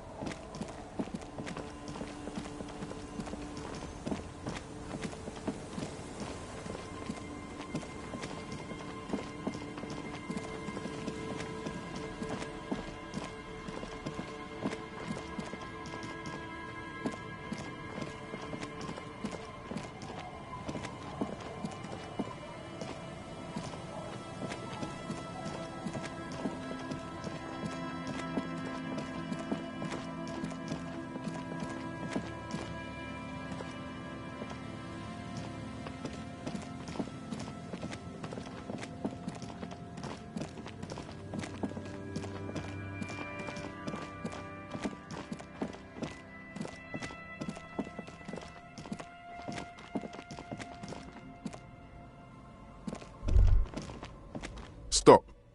Now. It is time. Crisis. Death.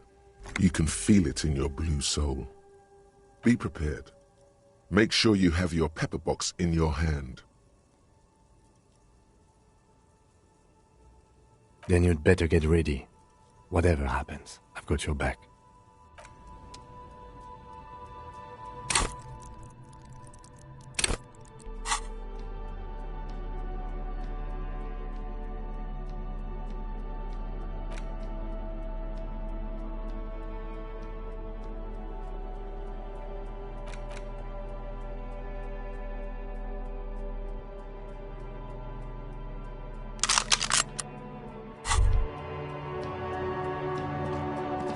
Yes?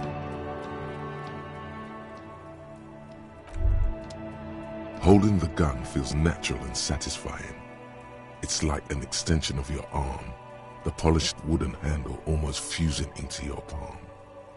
It reminds you of the day you first held it, with fear and respect, hoping you don't have to use it in vain.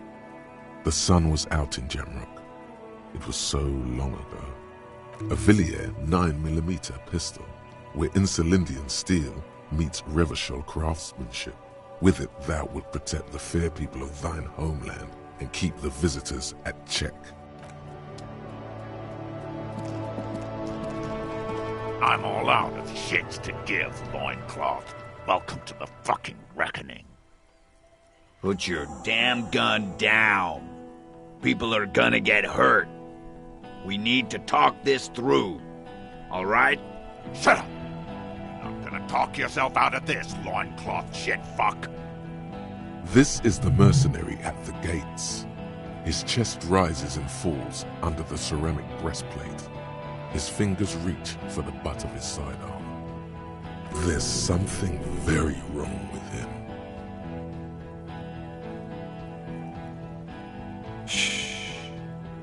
This is a misunderstanding. Nothing irreversible has happened yet. You can just return to your unit and forget all about this. The Kipt is merciful, willing to spare us if we just forget about our murdered and humiliated commander. I think we should just kill everyone, Corty. You are all drunk. Come to your senses. You won't gun down 7 people in the middle of the street. This isn't a frontier town or a jungle outpost. Easy, Lizzie. Let me handle it. I know guys like this. I'm sure we can come to a peaceful agreement. Ain't that right, fellas? He is facing overwhelmingly superior firepower, and he knows it. Peaceful. Nest in your abdominal cavity like a little wild mouse. The masked man's words are barely intelligible, but you can hear them. Fuck, there's the third one. How did we miss something like this? The Mercenary Tribunal. My plan is not to get killed, but we have to intervene. If this turns into a firefight, we should take him out first. A sound strategy. He's the leader.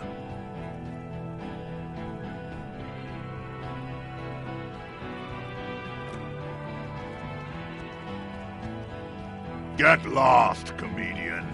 You cops had your chance. Now it's fucking time for some justice. Pig fuck! Ah, yeah! Welcome to the fucking party. You're probably gonna get killed too. I don't give a shit if you're cops. No one is going to kill anyone. Let's just put the guns down and talk like civilized human beings. With a wordless gurgle, the killer loads his long rifle. The leader gives a small nod to the helmeted man. Suddenly, the grip of your sidearm feels comforting and warm in your hand. Feels like it's saying, do it. No, wait. It's good you have that gun.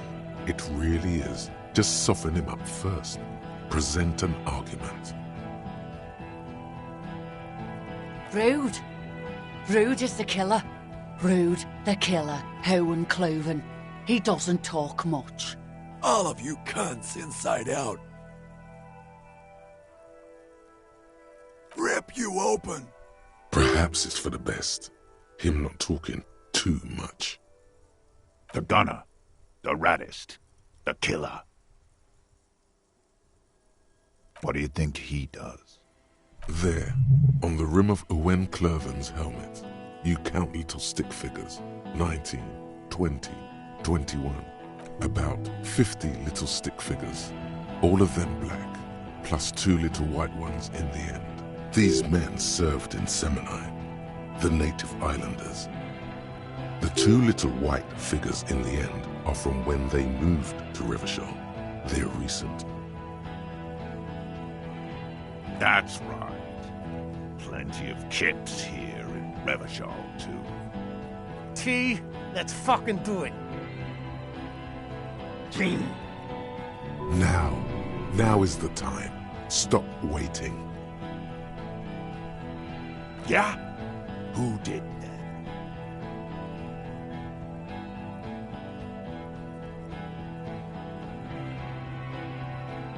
Time.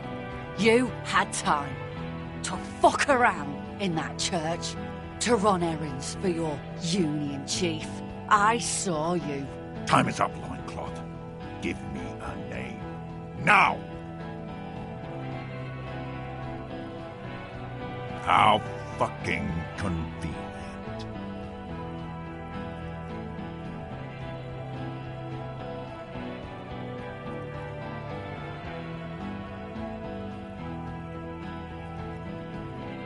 You think I'm fucking stupid, cop? What if I just shot one of your pals here, right now, huh? How about the kid? Tell me, it's a magic fucking sniper one more time. Listen, please. This cop and this drumhead court marshal won't decide who... He's gonna do it.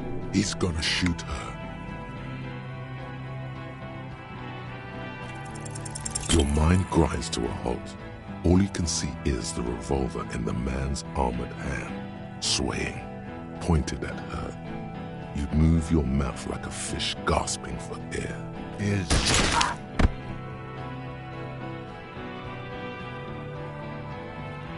The shot rings in your ears, a low, tinny ring. Then the Hardy Boys yell something. I'm okay. I'm okay. She's not. She's bleeding out. If she doesn't get help in 10 minutes, she'll die. I can never tell with these aber... Fuck this! There's a coarse shuffle against something. Gene! Cancel Lizzie! Now! He wants you to open fire on the mercenaries before he does. He's waiting for you and your partner to be the shield.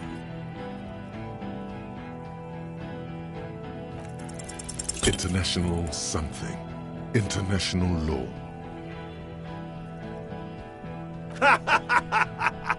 Look around, you livestock! We're about to butcher the lot of you. Where is your international law? There will be ramifications, but there don't need to be. Let's go inside and discuss what our investigation has uncovered. We have important... We're not fucking coming anywhere, Sailite.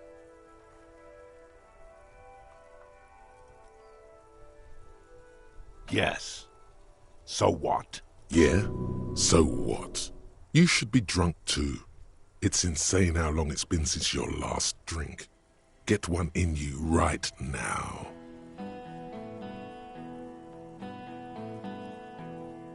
Nah. I'm clear as day. Fucking government-ordained super soldier. Enough already! What is this? We didn't come here to fucking chat! Interrupt me again and I will execute you on the spot, Lance Corporal. You think I care what that company cunt thinks?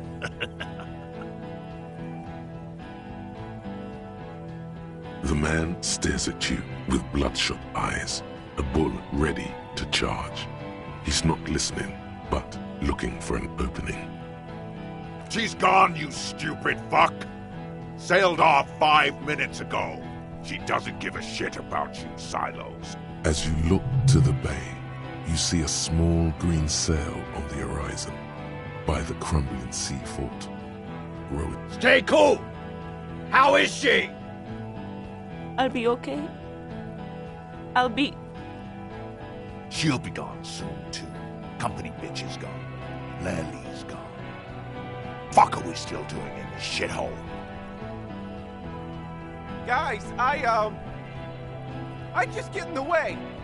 I don't even have a gun. Hold your ground. Any more of you run, I'll shoot you myself. We're doing this together. They're afraid, all of them, trembling reeds in the wind. They'll run, scatter soon, one by one. No, the rest will stay. They will hold their ground, even if it means dying here with you.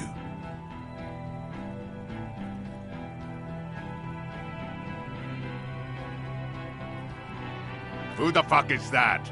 Glacia, the woman upstairs, where is she? She left! What am I doing? My fucking establishment is under fire! You know how much windows cost? She left! Her room's cleaned out! Right before these assholes showed up! We should have arrested her. Hey, Bushman! Your little cunt isn't gonna help you out of this one!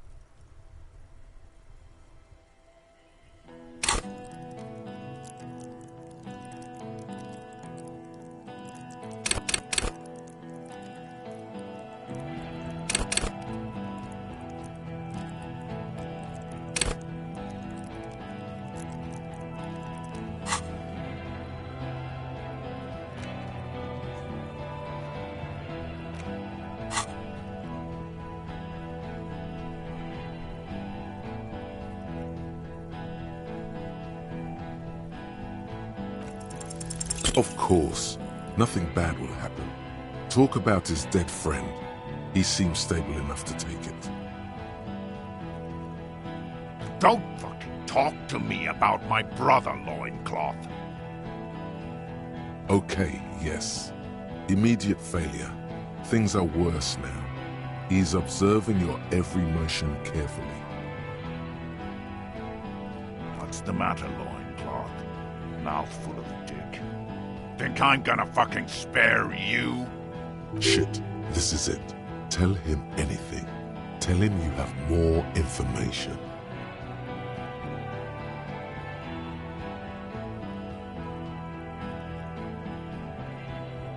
Rude. Kill him.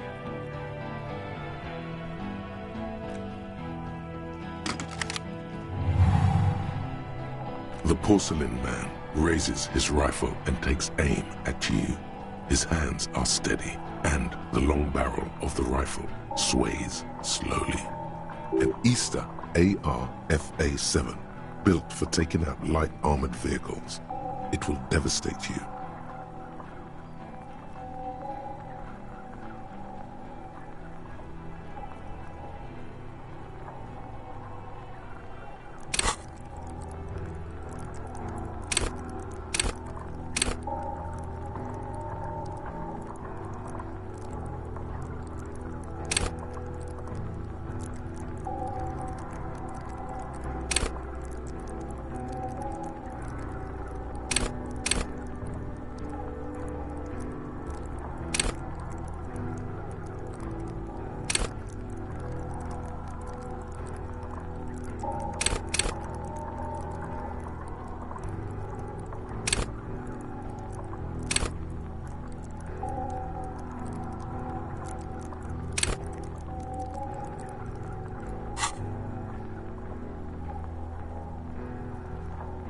From the corner of your eye, you see the lieutenant raise his pistol and aim it at Rude. He's trying to find a straight line of sight before the rifleman can take you out. You steer down the barrel of the gun. You see Rude's mask behind it, his eyes in the slit of the helmet, like a camera lens, focusing on you. Absolute destruction. Is there anything we could use to protect this frail body? That gun will tear us to pieces. He's drunk. Drunk fighters overcorrect. Move right, he aims further right. Get him to overshoot. The shot rings and you stumble. Something violently tugs at your shoulder, pushing you backwards with incredible force. A volcano of burning pain erupts from your left shoulder. The pain flows over your entire body like an awful shock. A grim knowing rises from within. Half of your body must be gone. God, please. He's aiming for the eye slot in Rude's helmet. An extremely difficult shot. Then, 2 shots reach and you hear a scream. But you're too hurt to see who got hit.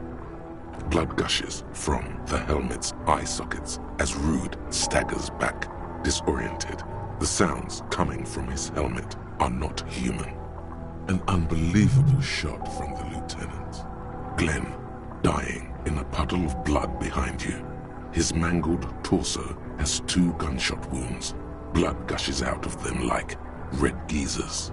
You see 2 cold eyes looking at you through all the smoke and panic, and a pistol raised, aiming at your chest, point blank. Then the man squeezes the trigger. A look of happiness. His eyes seem unnaturally bright, shining like stars. Something in the fear must distort him somehow. He is evil, and the end. Here it comes. Death.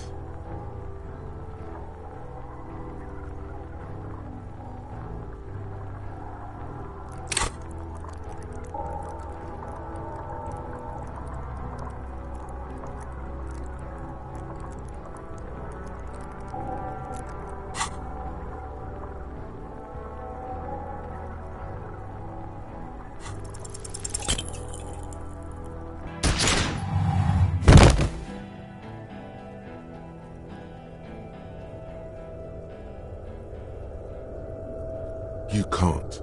There is no time. Something inside your pelvis explodes. Your entire lower body is on fire and your legs can't support you. You fall down like a rag doll. The pain is too immense to scream. It pushes the air out of your lungs.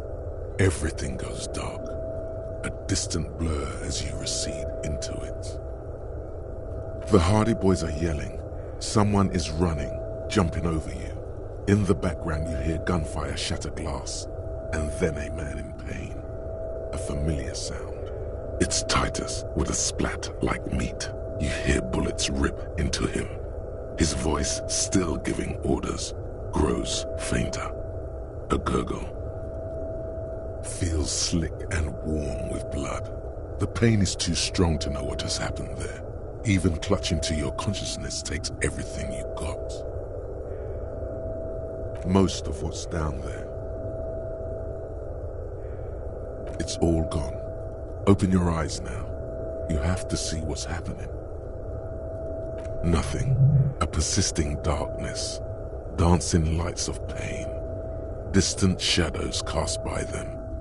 Like a hellish play. You're bleeding out.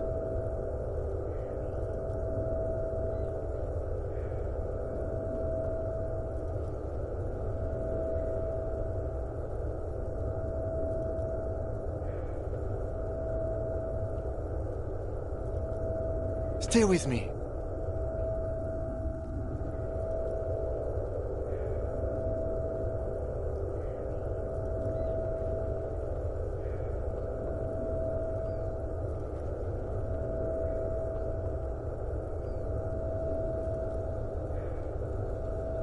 Yes, keep talking. You hear me? Stay awake. But you can't. It's so hard. Your eyelids grow heavy, and the sounds ever more distant. And a cold comes over you. The lieutenant, too, is somewhere far away, almost gone. When suddenly, you sense something behind him. A shadow towering. Someone stands there, raising his pistol at him. The lieutenant does not see it. He's pushing down on your wound with both hands.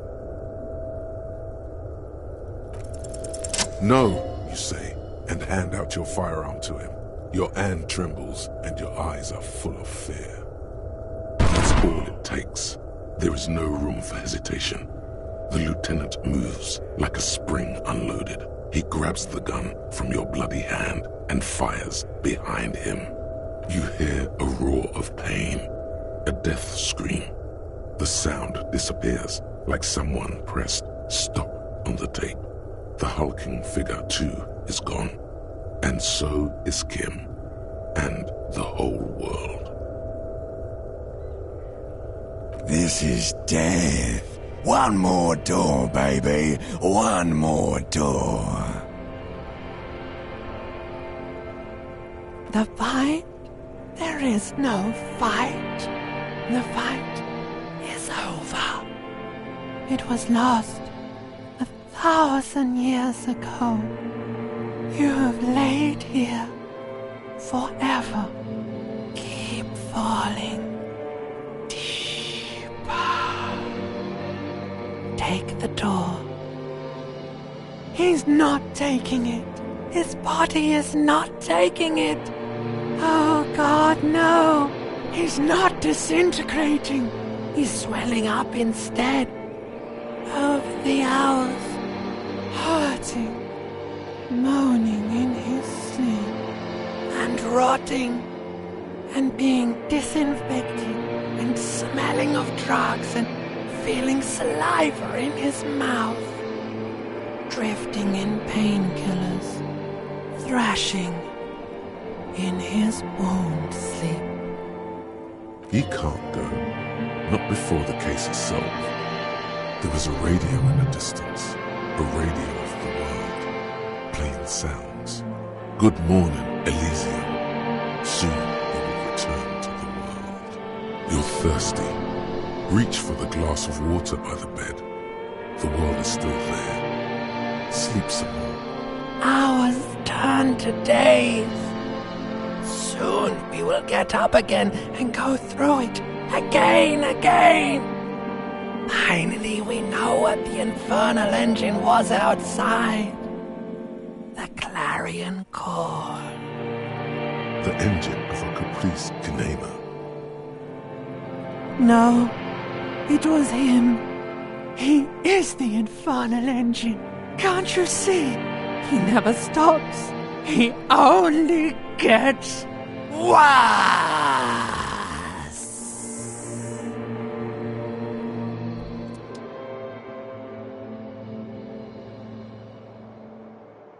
You see the lieutenant's familiar shape in the orange jacket.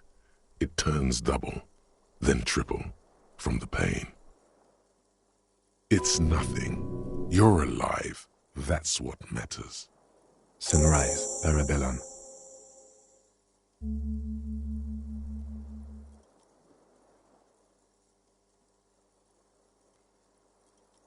It's not ouch time yet. You just got the Dramamine pill an hour ago. Wait until it wears off. Dramamine? Then it's not that bad. Neither surgical nor organ damage bad, but still under-the-counter bad. Mr. Gart cleaned it. It took him an entire day. 2 days, in and out. You've been up enough to take Dramamine and curse. And drink water. Yes, the joke wasn't funny anymore. I took it off. The close proximity of death must have made the lieutenant contemplate his life choices. He's done with the jacket. Sunrise Parabellum. Sunrise, prepare for war. It's an old revolutionary saying. Cops like it. The gates of the harbor are boarded up. The streets are a little more empty. Apocalyptic violence is yet to erupt, I am relieved to say. I think we may have held it off, for now. Barely. Yes, we have also completely failed, but that's okay. What happened? We tried to take the diplomatic route and hoped they wouldn't attack first. They did. The Major gave the command. As retaliation, the rifleman shot you. He hit. With his carabine. I was looking for a clear line of sight. When I found it, I shot and wounded him, while Glenn took a bullet in the spine. It was meant for me. He did not survive. Titus, Fat Angus, and Theo charged. Angus and Theo died before they made it to intensive care. Titus died in the hospital yesterday. Alain and the young musician, I forget his name, they are all that's left. Yes. You were bleeding out. I think you said something about your wife, and you warned me. I was able to disarm the Major before he got the jump on me. Thank you, although... I was not able to kill him, as I should have. Crenel took him. A stray bullet killed the Pole, though, and that's what happened.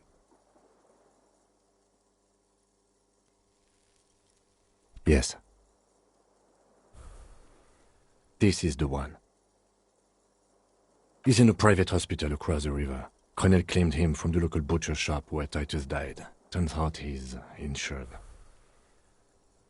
There is unveiled anger in his voice. We won't get to him anymore. The good news is he's not coming here either. I did some damage. 5. Glenn, Theo, Angus. The fat one. He took a lot of bullets. And Titus. And Elizabeth too. Elizabeth Beaufort was her name. The gardener. No, she bled out before Everard's surgeon could help her. Everard sent his personal doctor, but a costly loss for the Union. She was being trained for leadership.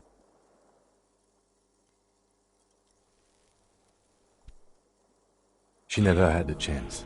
She should not have been there in the first place. There was no way to convince her. Stop this line of thought now. You're too broken for ghosts. All.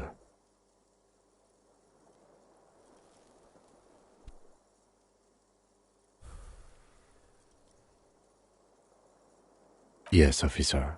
6 people are dead. It's not a success. But what's done is done. The violence is cordoned off. The Hornets did not get into the beehive. The worst scenario has not materialized yet. And we are still alive, both of us. He did not expect you both to survive once you stepped between those two armies. His smoking, his hunched back. You have it worse, but he took a real beating. That cigarette has medicinal purposes. Pretty bad, officer. You've suffered 2 wounds. The first is below your shoulder. The bullet passed through your shoulder blade, luckily missing your lung and heart. The second shot hit you in the thigh, the left quadriceps.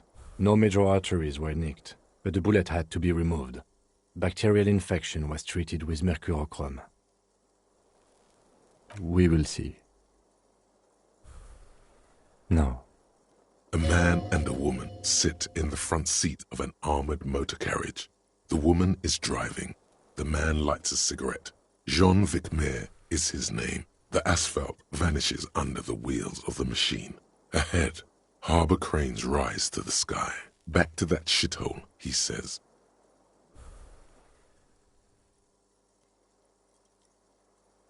I called your station after the fight. The injury was logged in. They told me they've sent officers to join you on the site. I'm sure they're worried about you. That means he hasn't seen them around while you were out. They're not really worried about you. If they were, wouldn't they be here? I don't know.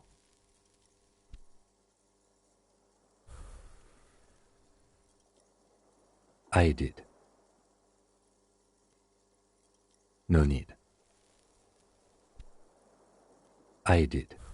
It's part of a detective's task chain. You can do it too. Can you? You're pretty sure you can't. Not very.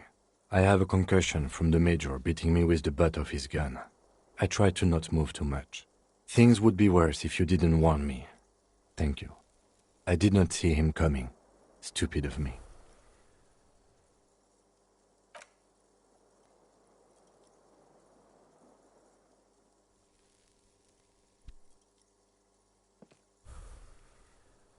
Easy now. You can take it. Just don't lean on that leg of yours too heavily. How are you?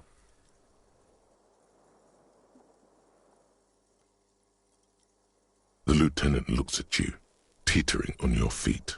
He thinks you should sit back down. Back straight now. You're not sitting anywhere. I honestly don't know.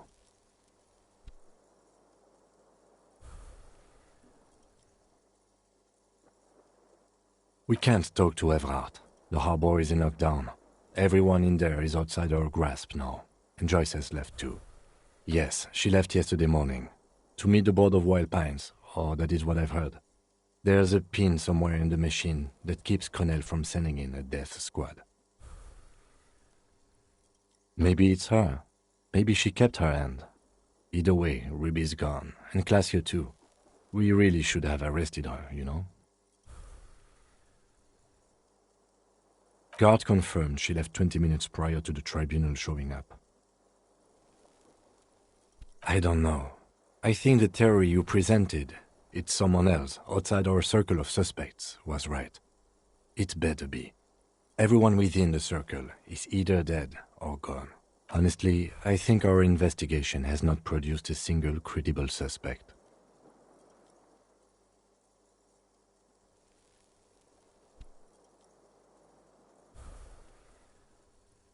Don't be narcissistic. Half the cops in Revachol West are his peonies. Even if you are, it is not a decisive factor in this case. That does make some sense. What?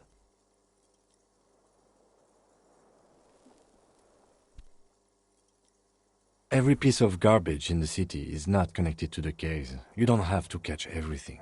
He's wrong.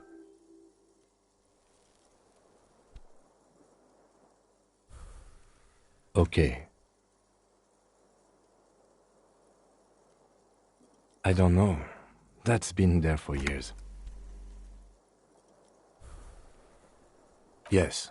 God cursed the footprints, not solving the case for us. Au diable. We should go upstairs, rethink the ballistics in situ. I agree with this. What else?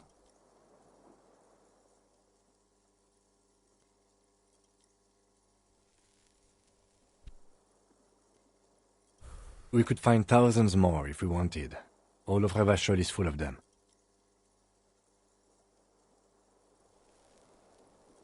What is? Something.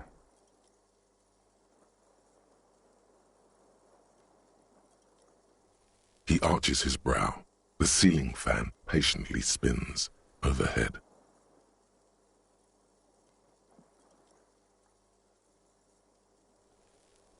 I'm listening. I'm ready to hear what you think about solving crimes now. It really is very hard. That concussion must be making him dizzy. No. Are you ready to limp?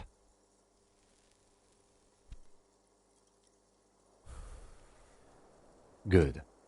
Where do you want to limp to? A gust of wind blows in from the bay. The duraluminum box around you vibrates imperceptibly. A familiar cold, a red thread on the roof upstairs. Taut, plucked like a string by the gust. Why not? Another look at the window, perhaps? The one he was shot through. I don't know. I can't think of anything better.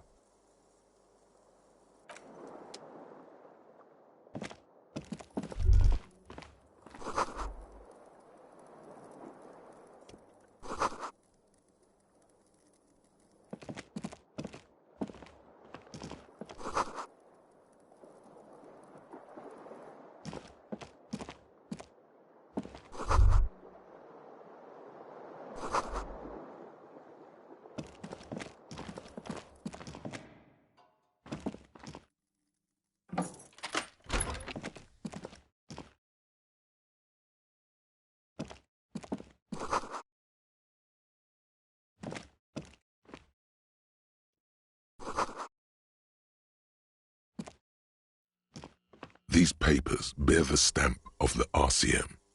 They appear to be fragments of the lieutenant's paperwork, half finished. You may have notes on this and other recent cases. I had Gart open the door to your room.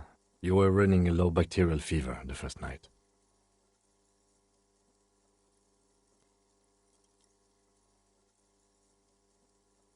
It would have been easy were it not for my concussion. We both got lucky, considering the odds we faced. Let's go?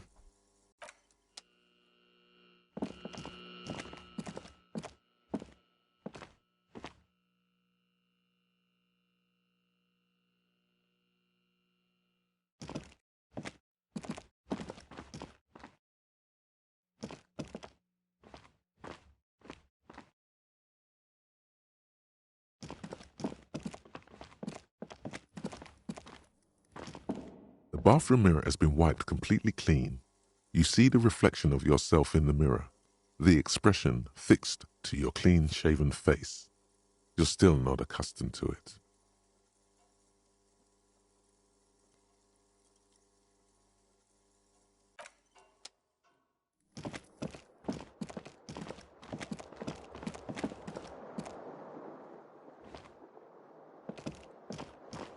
This fan has two chain pull switches. One ends in a tiny fan, the other in a light bulb. A truly horrific necktie has somehow attached itself to one of the blades.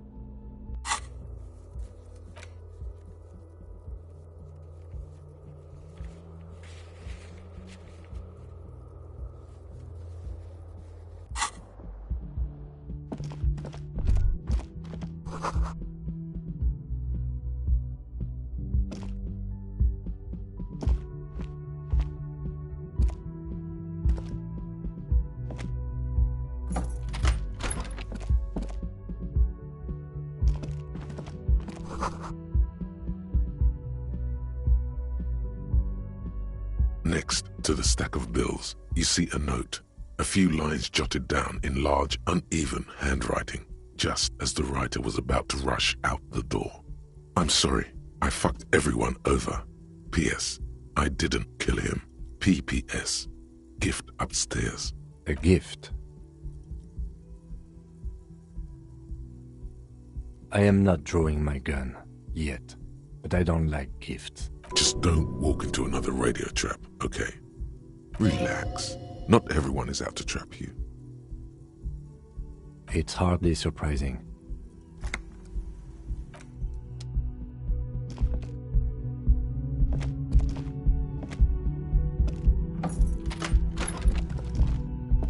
The medicine cabinet is empty. Not even a toothbrush. Pity.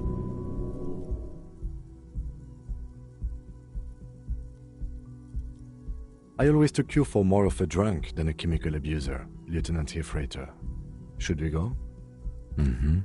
She certainly had her priorities straight when she was packing.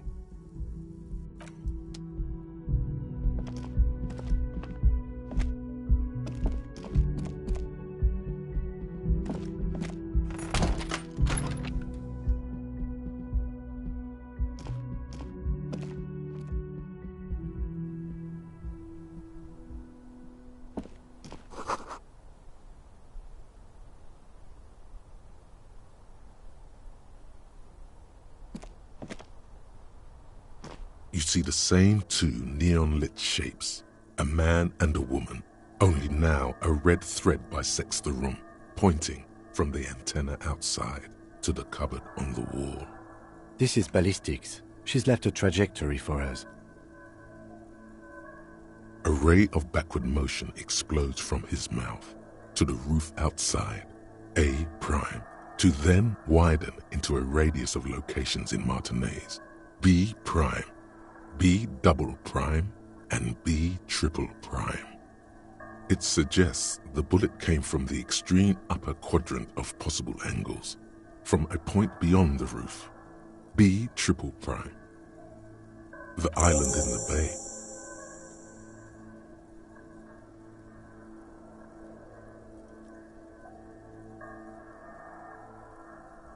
She was there that night. She would have known precisely where the bullet hole was in the glass. She had a long time to think about it after, standing on that roof, staring at the glass. It also looks like there may be more to her skill set than we know. The question is, should we trust her?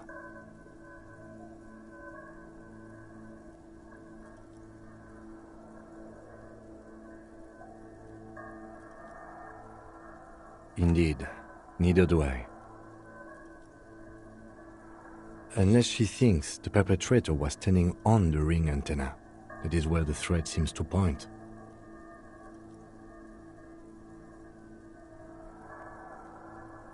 I remember.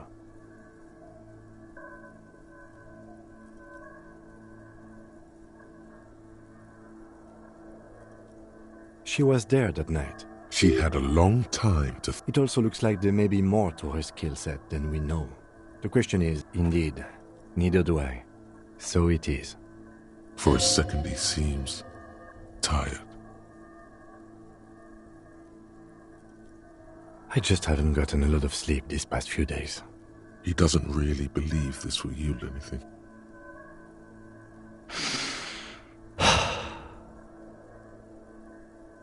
The lead is flimsy. You might as well go around Martinez looking under every rock and talking to every person. But what else is there? He sees danger.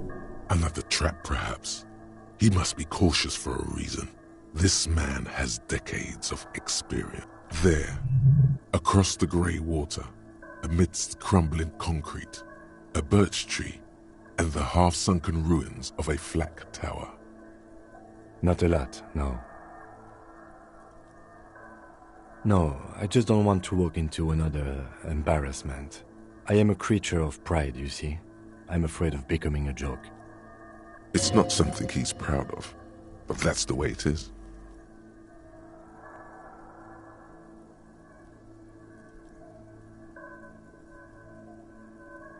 Could be the makings of a sniper's nest.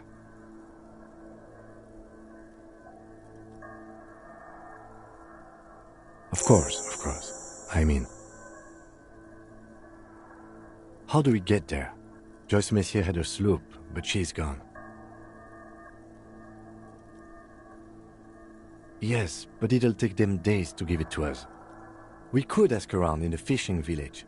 They had boats.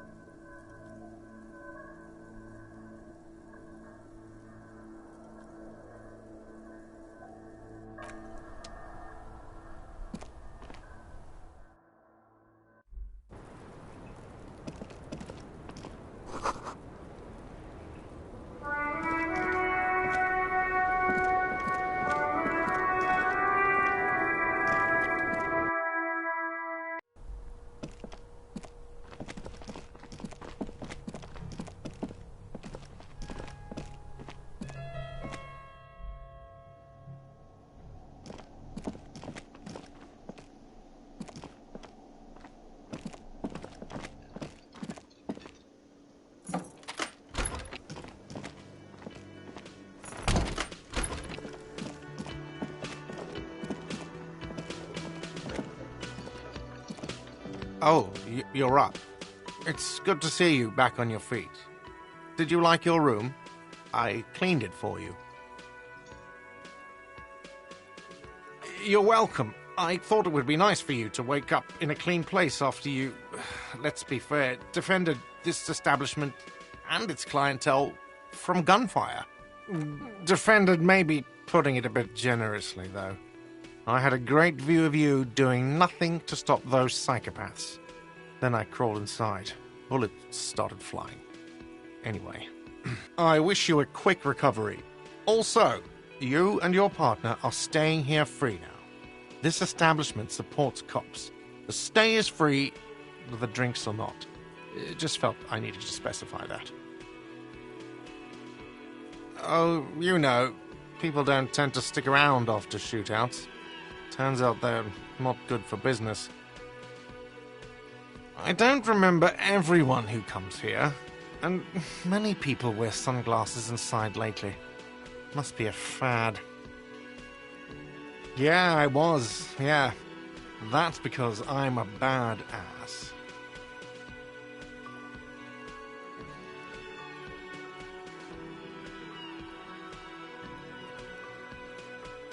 Yeah, I don't know.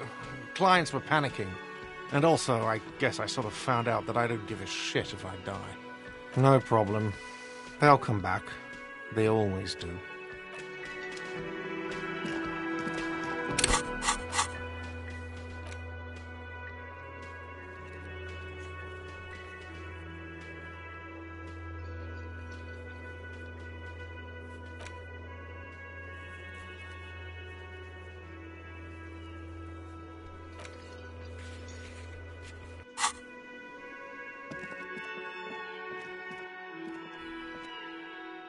Hi again, gendarme.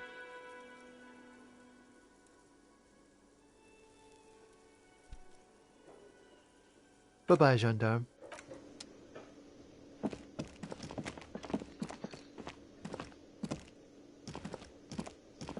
Seeing you approach, the bruised man clenches his fist. Oh, it's you. Didn't think we'd see you walking anytime soon.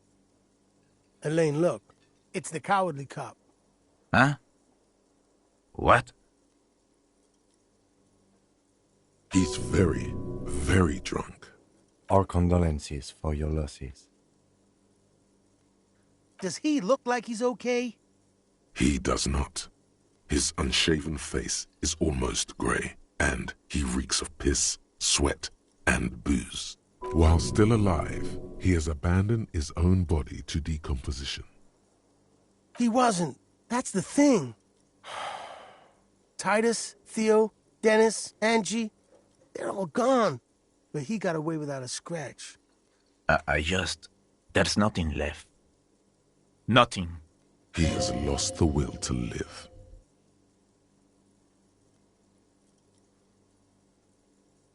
The eyes looking back at you from the narrow face are those of a dead man. Titus is fucking dead. What's gonna happen to the Hardy boys? Look around you, man. This shit is done. There are no more Hardy Boys. No, man. I don't know. I guess the Union will still be policing the neighborhood, but who's gonna do it now?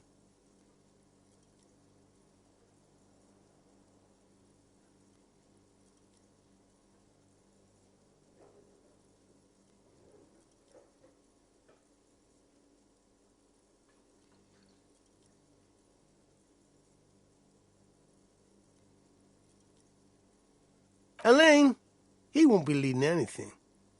I mean, look at him. The man's broken through and through. What's gonna happen to the Hardy Boys? Look around you, man. No, man. I don't know.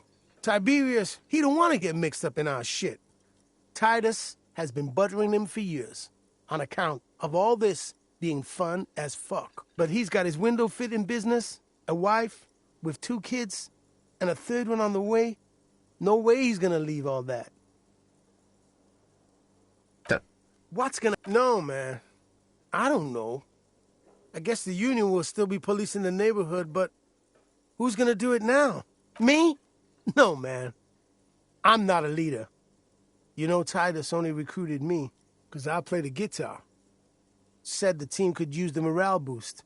If any of them had leadership capacity beside Titus, it's him. Keep encouraging him. I ain't gonna stick around for that.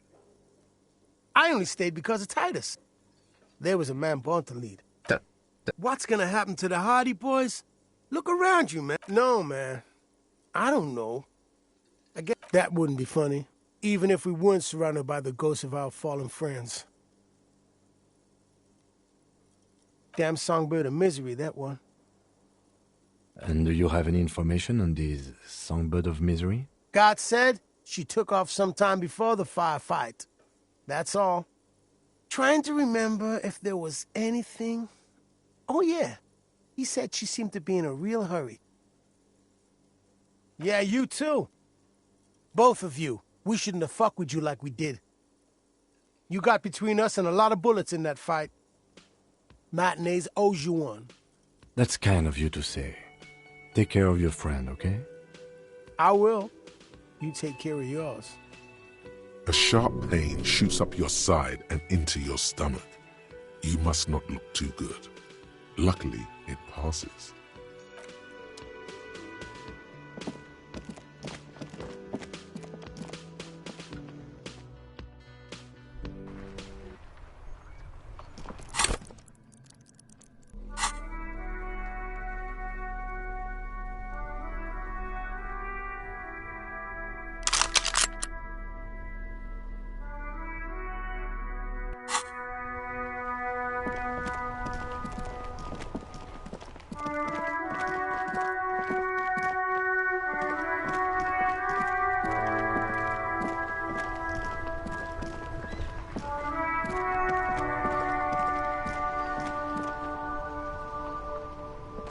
Mon Dieu, officer. It is worse than I thought. Believe me, I know all about that kind of pain. I've had hip trouble for the past week. Maybe it's time to slow down, enjoy life a bit. Anything I can do to assist you? Officer, I just can't do this right now. The Union, it just doesn't matter.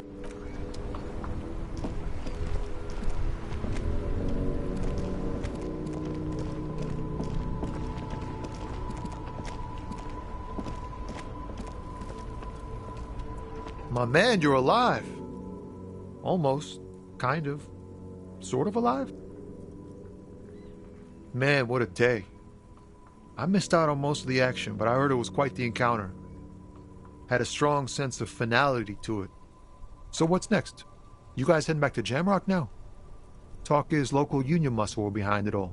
I'd reckon the case is closed, even if it kind of turned into a shit show.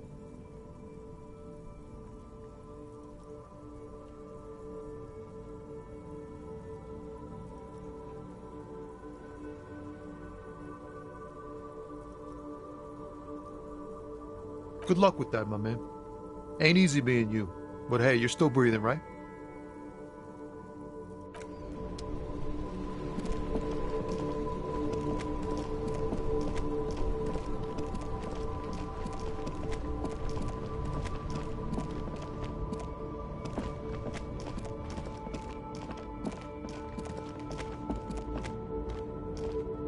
Wow! A cop limping down the street, bleeding from the shoulder, face bruised, looking like hell? You know what that is? Cool! That's cool!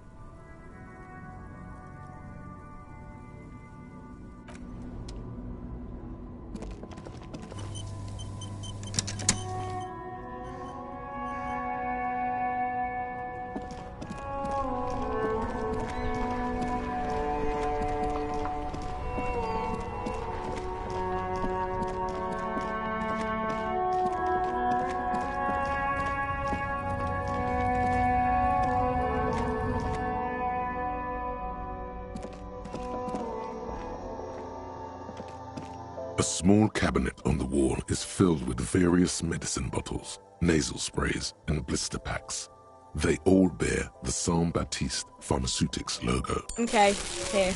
I hope Saint Baptiste makes you feel better or something.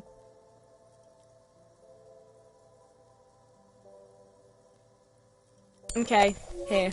I hope Saint Baptiste makes you feel better or something.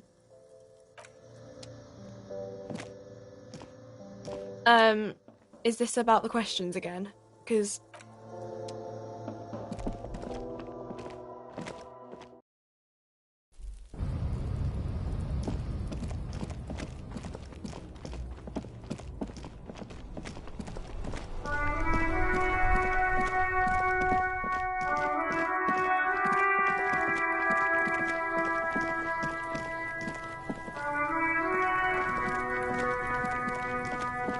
Everyone says you started crying in the middle of a firefight and then bled like a pig.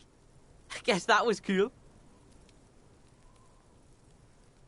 People, they say you'd kind of died for a moment, that you let your shit out already, but then came back.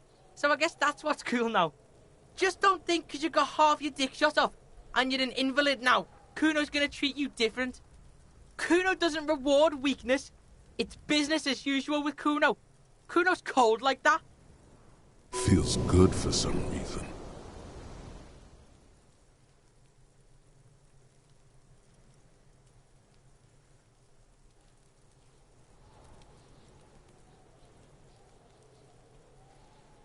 Watch out, pig. It's a dangerous world out there.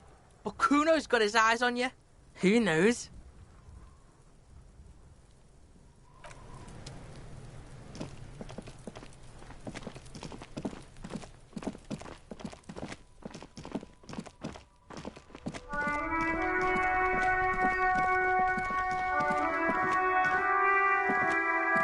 Hello again, sir.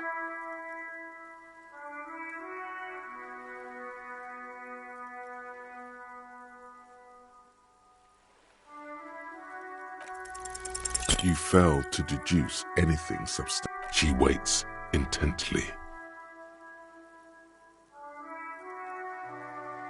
It's okay, sir. You disappointed a small child. Well done, champ.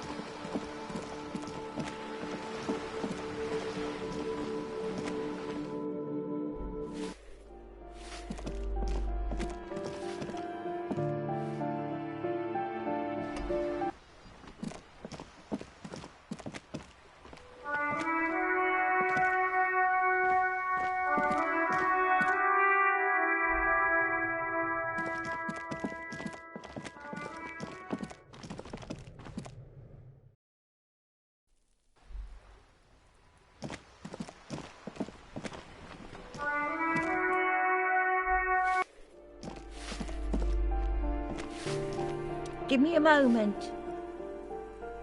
Ask away, policeman. The artiste? Nothing I can do about her, I'm afraid. She ruins the walls. She leaves an old lady to her business. More than I can say for her. She mumbles some kind of a response.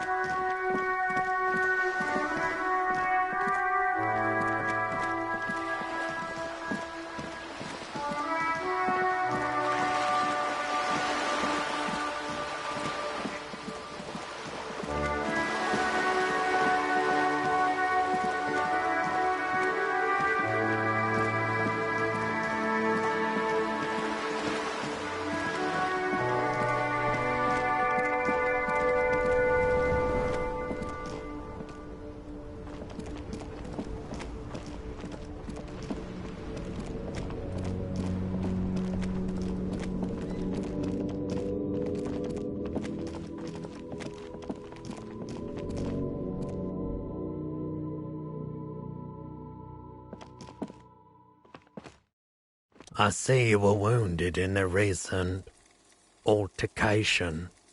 A speedy recovery to you, officer. Now, what can I do for you?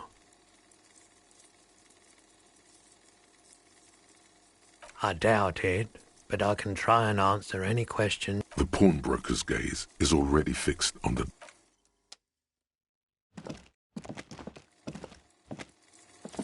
You see rows of toy soldiers guarding the rest of the trinkets displayed on the table. Some on horseback. Everything you pick out seems faded, chipped, and sad somehow.